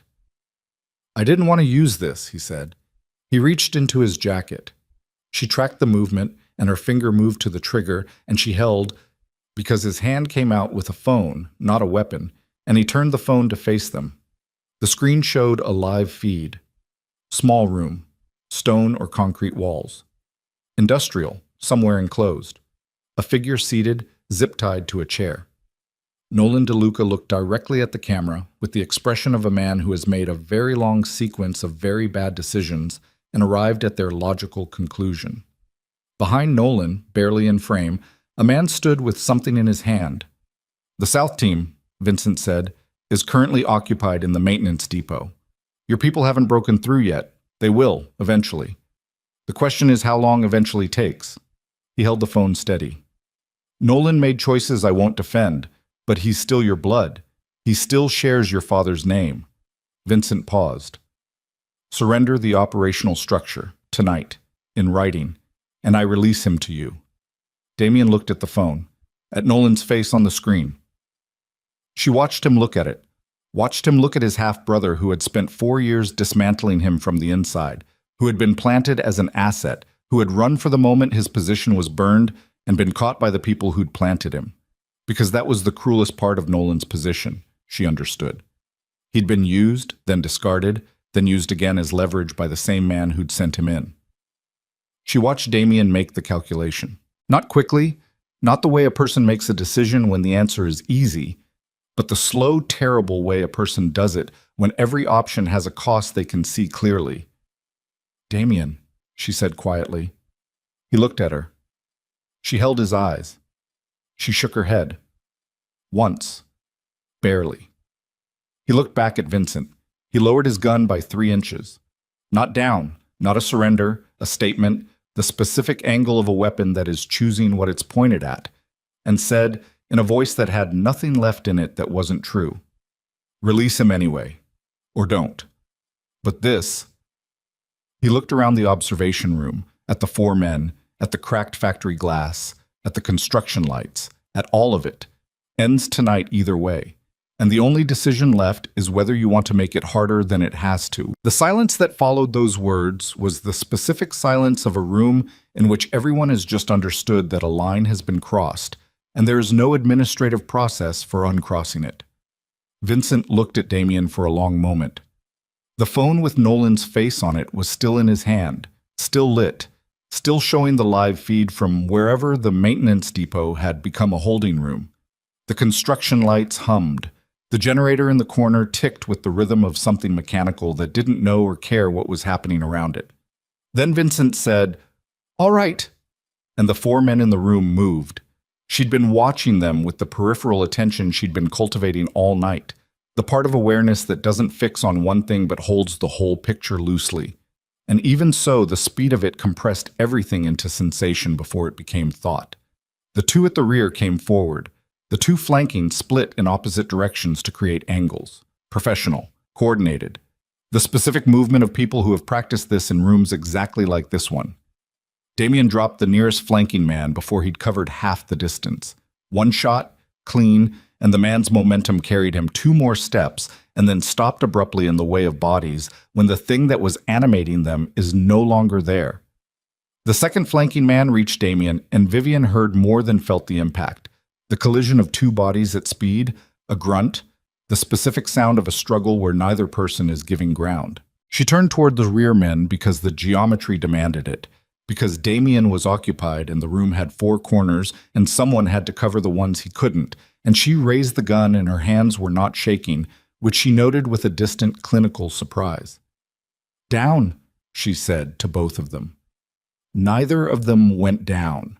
They were professionals. Professionals don't go down because someone tells them to. The one on the left moved toward her with a speed she didn't fully process until he was inside the distance where the gun was useful, and she did what the instructor at the range had told her you do when someone closes the distance. She used the gun differently, as weight and momentum, brought it across in an arc that connected with the side of his face while she stepped inside his reach, and the impact traveled up her arm in a way that felt like ringing, and he staggered, and she had enough space to put the gun back where it needed to be. The second rear man had stopped. He was looking at the gun and at her face and doing his own calculation. "I said down," she said. He went down. Slowly, deliberately, the way experienced men go down when they've decided the math doesn't work. Behind her, she heard Damien's struggle end, a specific series of sounds she'd rather not be able to identify as well as she now could. And then he was upright again, breathing hard, his jacket torn at the shoulder, and he looked at the man on the floor in front of her and the one she'd managed, and then he looked at her. "The instructor said don't hesitate," she said, before he could say anything. Her voice was steadier than her hands, which had begun to shake now that the moment was over, the particular betrayal of adrenaline when it decides it's done with you. He looked at her for 1 second, then he turned to find Vincent. Vincent had not run. This was the thing she'd expected him to do. Take the window of the fight to move toward the door, toward the external catwalk, toward whatever extraction he'd built into his plan.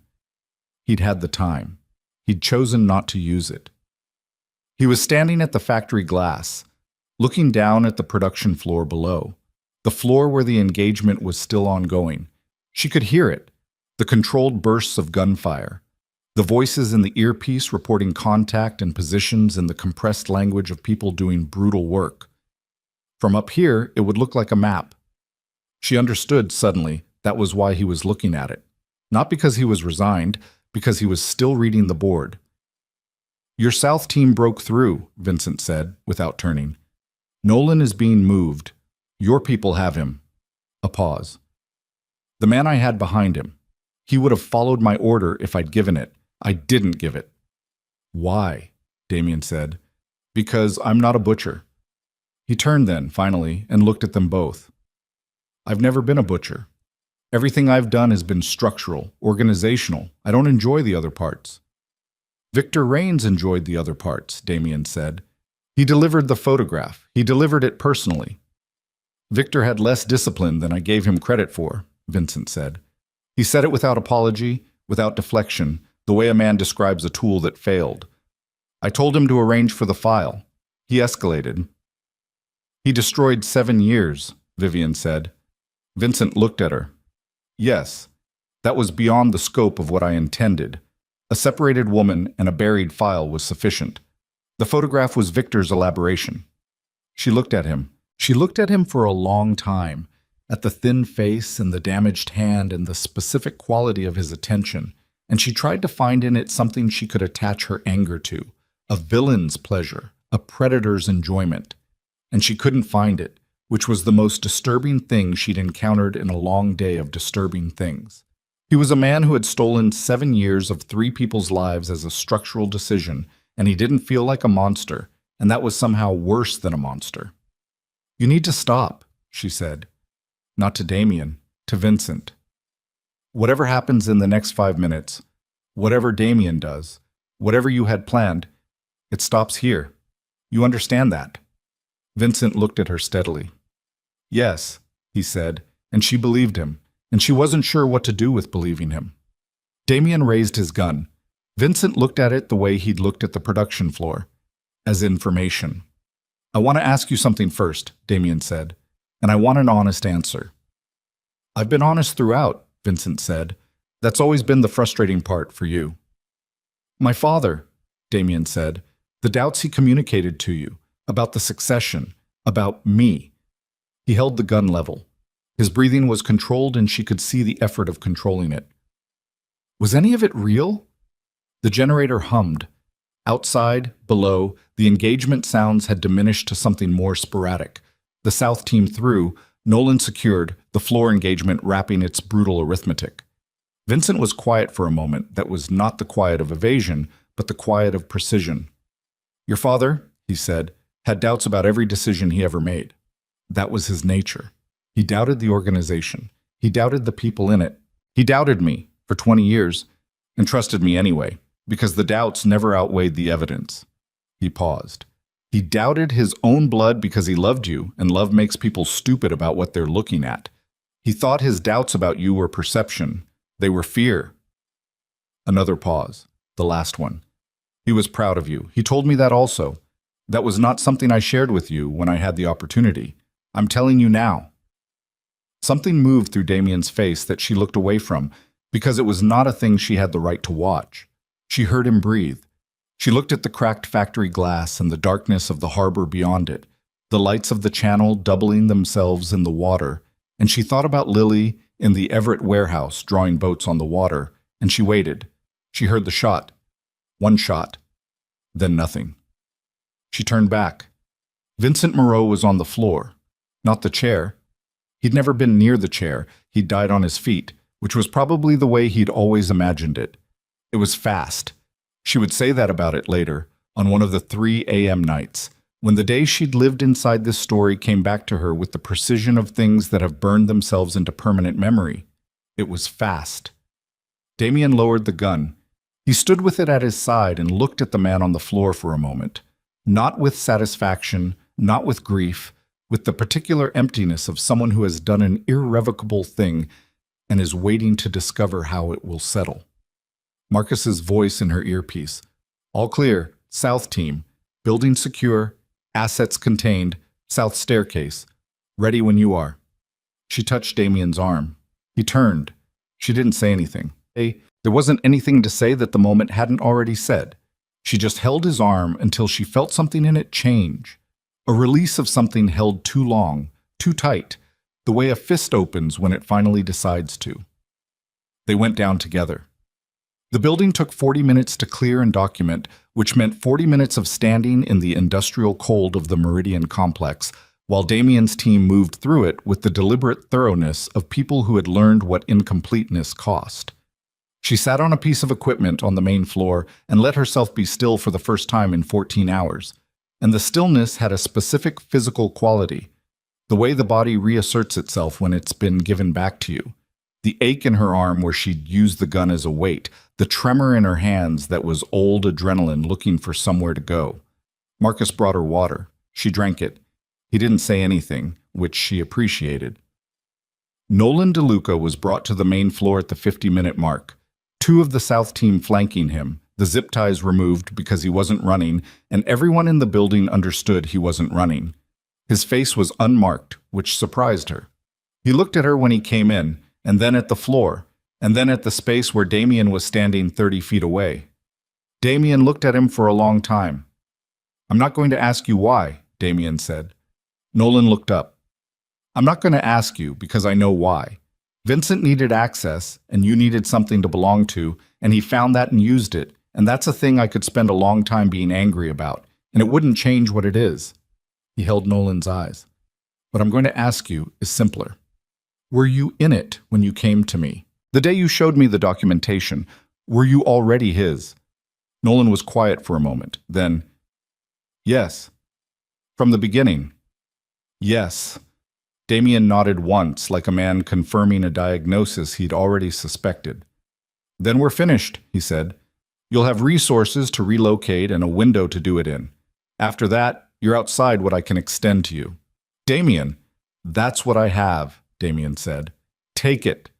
Nolan looked at him for a moment more, at the floor, at some invisible point between the two that was probably where he was processing the totality of the choices he'd made and where they'd deposited him. Then he nodded, and that was that. She understood, watching it, what kind of discipline it required. Not to forgive exactly, which she didn't think was what Damien was doing, but to close things cleanly when they were done, not to tear at them when the tearing would only cost more.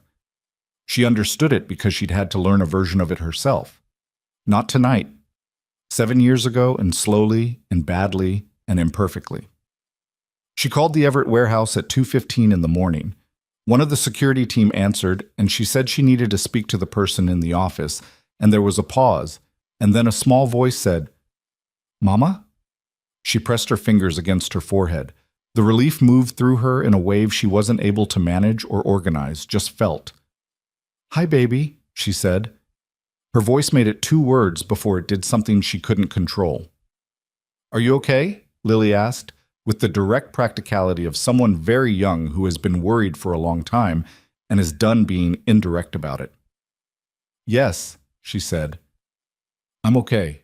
I'm coming to get you." "Good," said Lily. "I finished the drawing. I did the boats. I'm going to show you." "I can't wait," Vivian said. She hung up and sat with the phone in her hand and the concrete floor of the Meridian Steel complex under her feet, and the harbor visible through the blown-out window sections, the water still and black, the first indeterminate lightning at the far edge of the sky that wasn't dawn yet, but was the atmosphere doing the preliminary work of dawn. Damien found her there 10 minutes later. He sat down on the equipment beside her. Not close, not deliberately distant, just beside her, the way 2 people sit when they've been through something together, and the something is still too recent to have a shape yet. He looked out at the water. She looked at the water.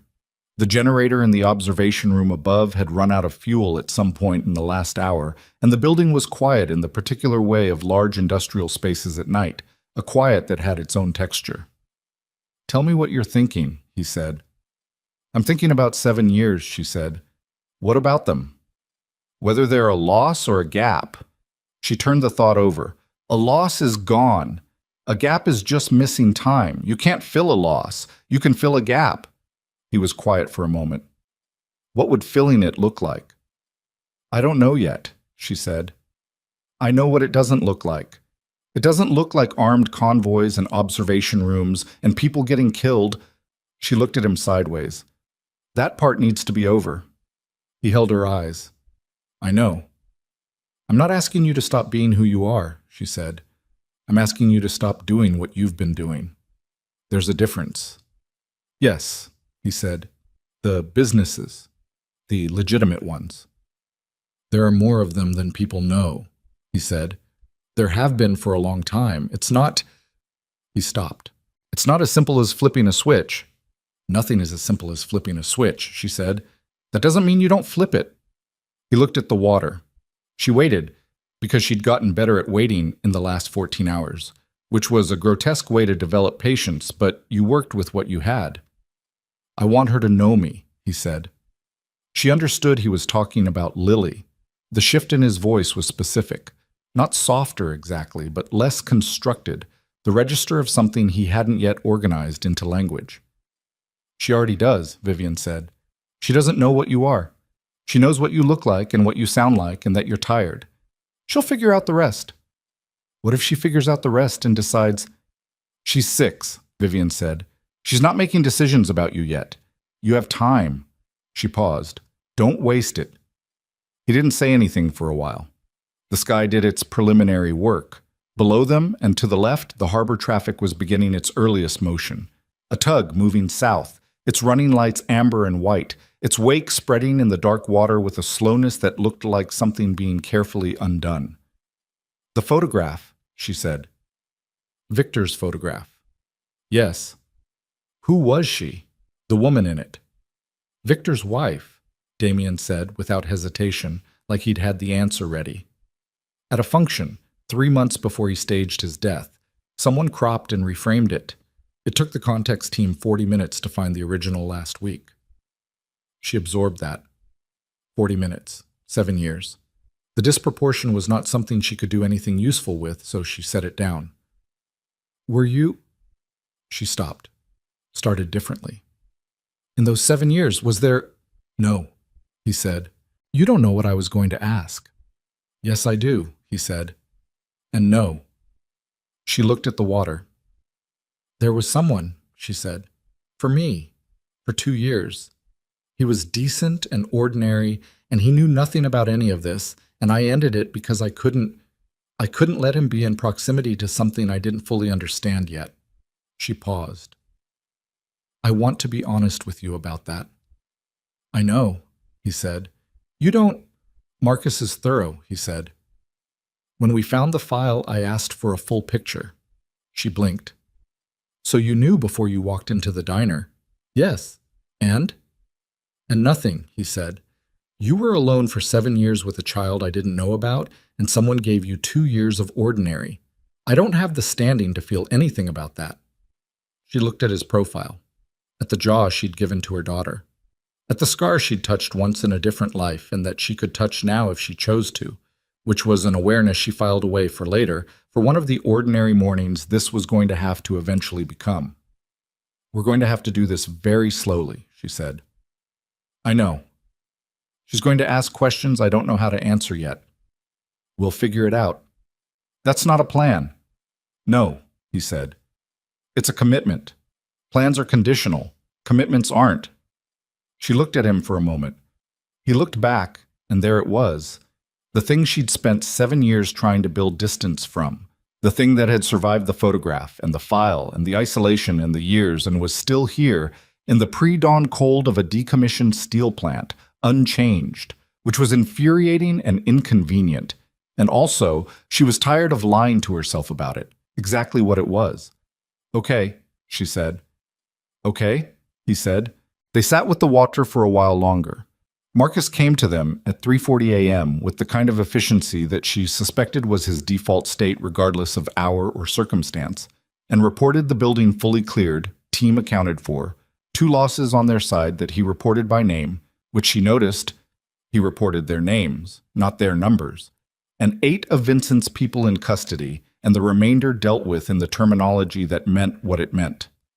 The harbormaster's office had been notified of a reported disturbance in the industrial zone, which would be logged and filed and bureaucratically managed in the morning.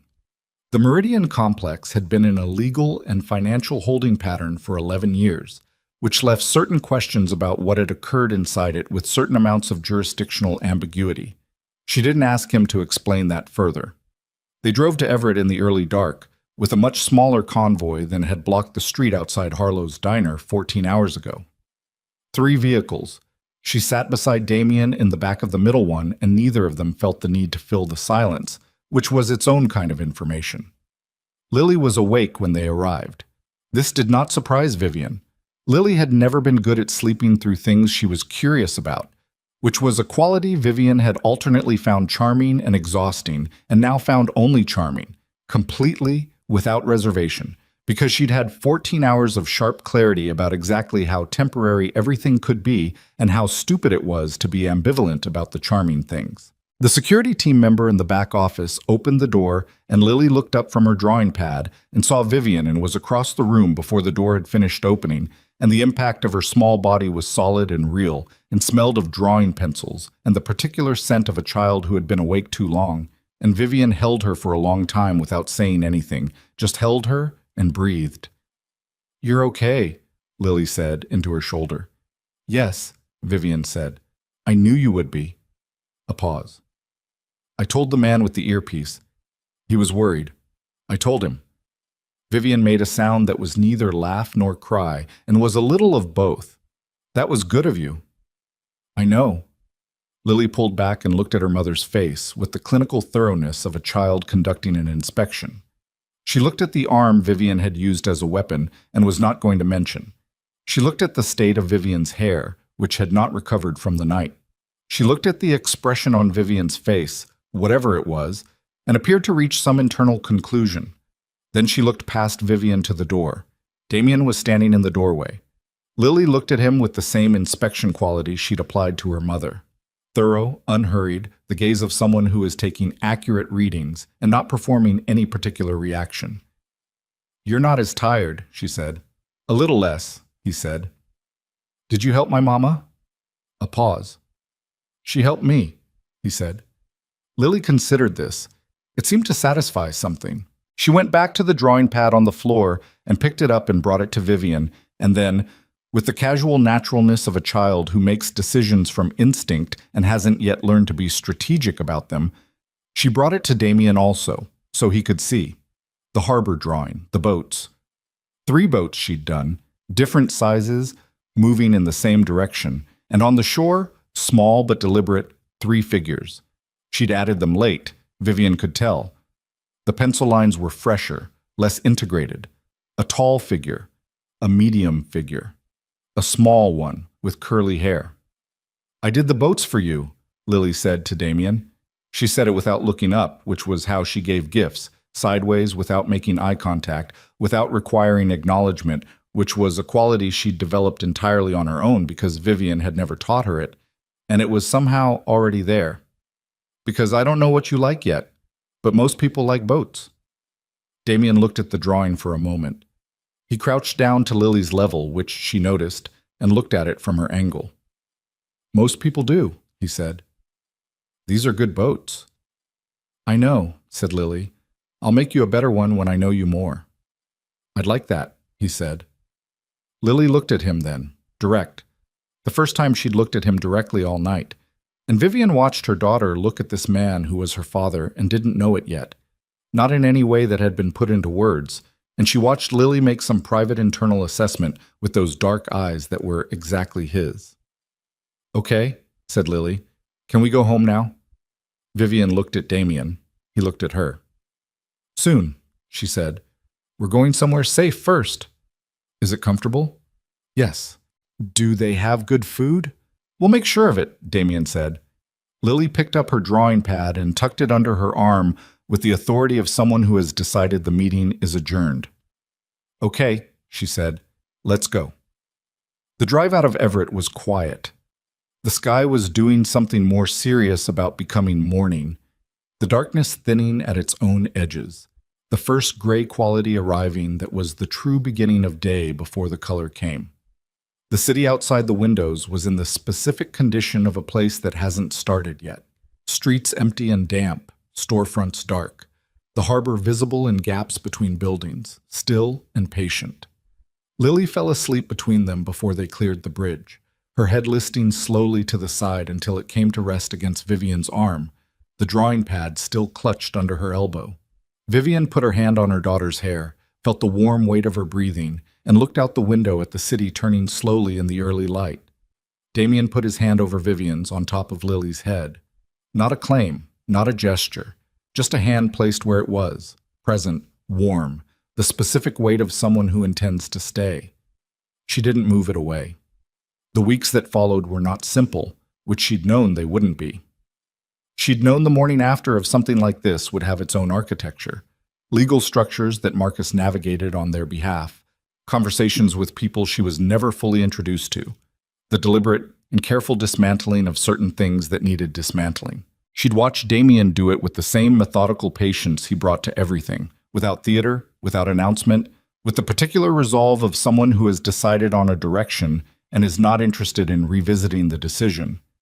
He moved legitimate operations forward, construction interests, logistics infrastructure, a chain of warehouses along the Atlantic seaboard that had been held in shell companies and were now being moved into clear ownership under a management company that Marcus ran with 3 other people Vivian came to know and provisionally trust over time.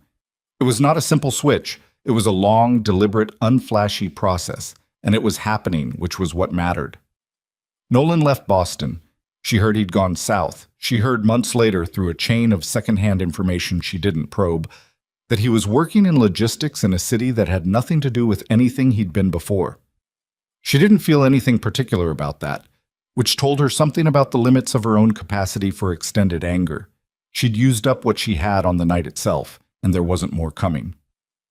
Lily asked about Damien directly on a Thursday morning in September, 6 weeks after the night at Meridian. She'd been sitting at the kitchen table with her cereal, and she looked up at Vivian with the specific expression she got when she'd been thinking about something for a while, and had decided to stop thinking around it. "Is he my dad?" she said. Vivian sat down across from her. She'd rehearsed this, or tried to, had constructed versions of the conversation, sequenced the information, thought about age-appropriate framing. She'd done all of that, and it turned out not to matter because Lily had asked the question directly, and the only answer to a direct question from her daughter was a direct answer. "Yes," she said. Lily looked at her cereal, back up at Vivian. "How come you didn't tell me?" "Because I was scared," Vivian said. "And because I made a mistake a long time ago, and I believed something that wasn't true, and by the time I understood that I'd made it for a long time, and I didn't know how to undo it." "You should have asked me," Lily said. "You weren't there yet," Vivian said. "You were still getting here." Lily appeared to find this logically acceptable. She ate some cereal. "Is he going to come see me?" "As much as you want him to." "I want him to come for dinner," Lily said. "I want to show him the new drawing. I did a better boat." "I'll tell him," Vivian said. "Tonight," said Lily. "I'll ask him about tonight."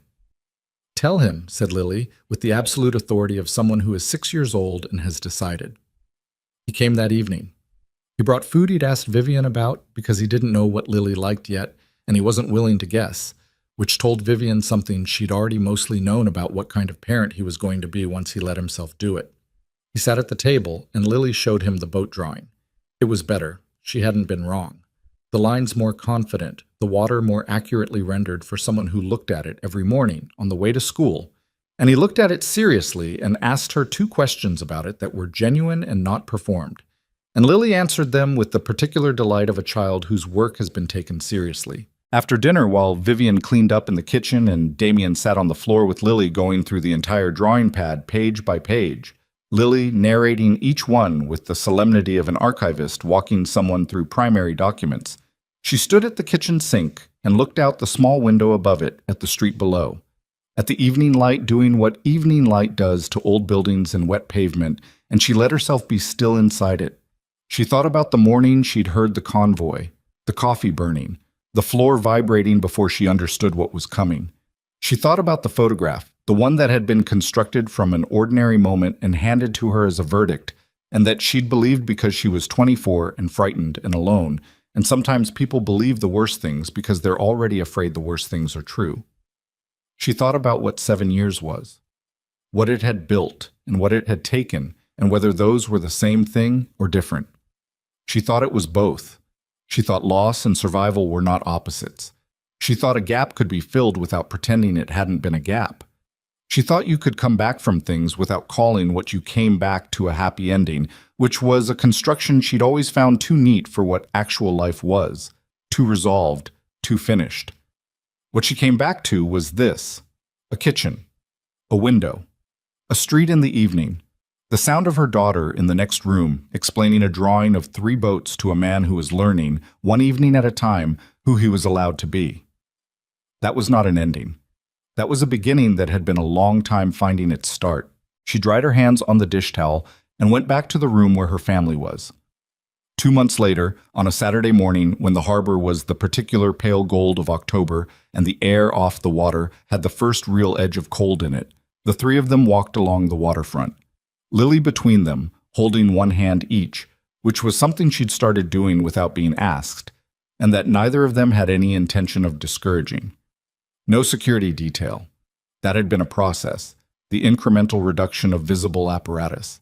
And they weren't fully finished with the process, but they were here, this morning, on this particular stretch of harbor walk with the fishing boats coming in, and a vendor selling coffee from a cart, and the seagulls doing what seagulls did, and there were no armed vehicles, and no earpieces, and nobody watching the roof lines. Lily stopped to look at a boat being brought into the dock. She narrated its approach with the authority of a person who has studied boats extensively in drawing form and considers herself qualified to comment on the real ones. Damien looked at Vivian over the top of their daughter's head. She looked back. She thought about the first morning she dropped Lily at Clement Street and walked to Harlow's diner and stood at the coffee station watching the street, and told herself that this was enough, that quiet was enough, that she'd built a life out of absence and it was sufficient. She thought about believing that. She thought about how long she'd believed it, and how well she'd maintained the belief and how thoroughly this particular morning disproved it. Lily turned and grabbed both their hands and pulled, which was her standard signal that she was ready to move and expected everyone else to be also. They moved. The harbor stretched ahead of them in the pale gold October light, patient and ordinary and entirely without drama, the way the best mornings are. The boats moved on the water, the air was cold and clean. The city made its city sounds around them, indifferent and alive. Vivian Hart walked with her hand in her daughter's and her shoulder 2 inches from the man who had spent 7 years as an absence and was learning, carefully and imperfectly and with genuine effort, how to be a presence. It wasn't finished. It was just finally, after a very long time, started.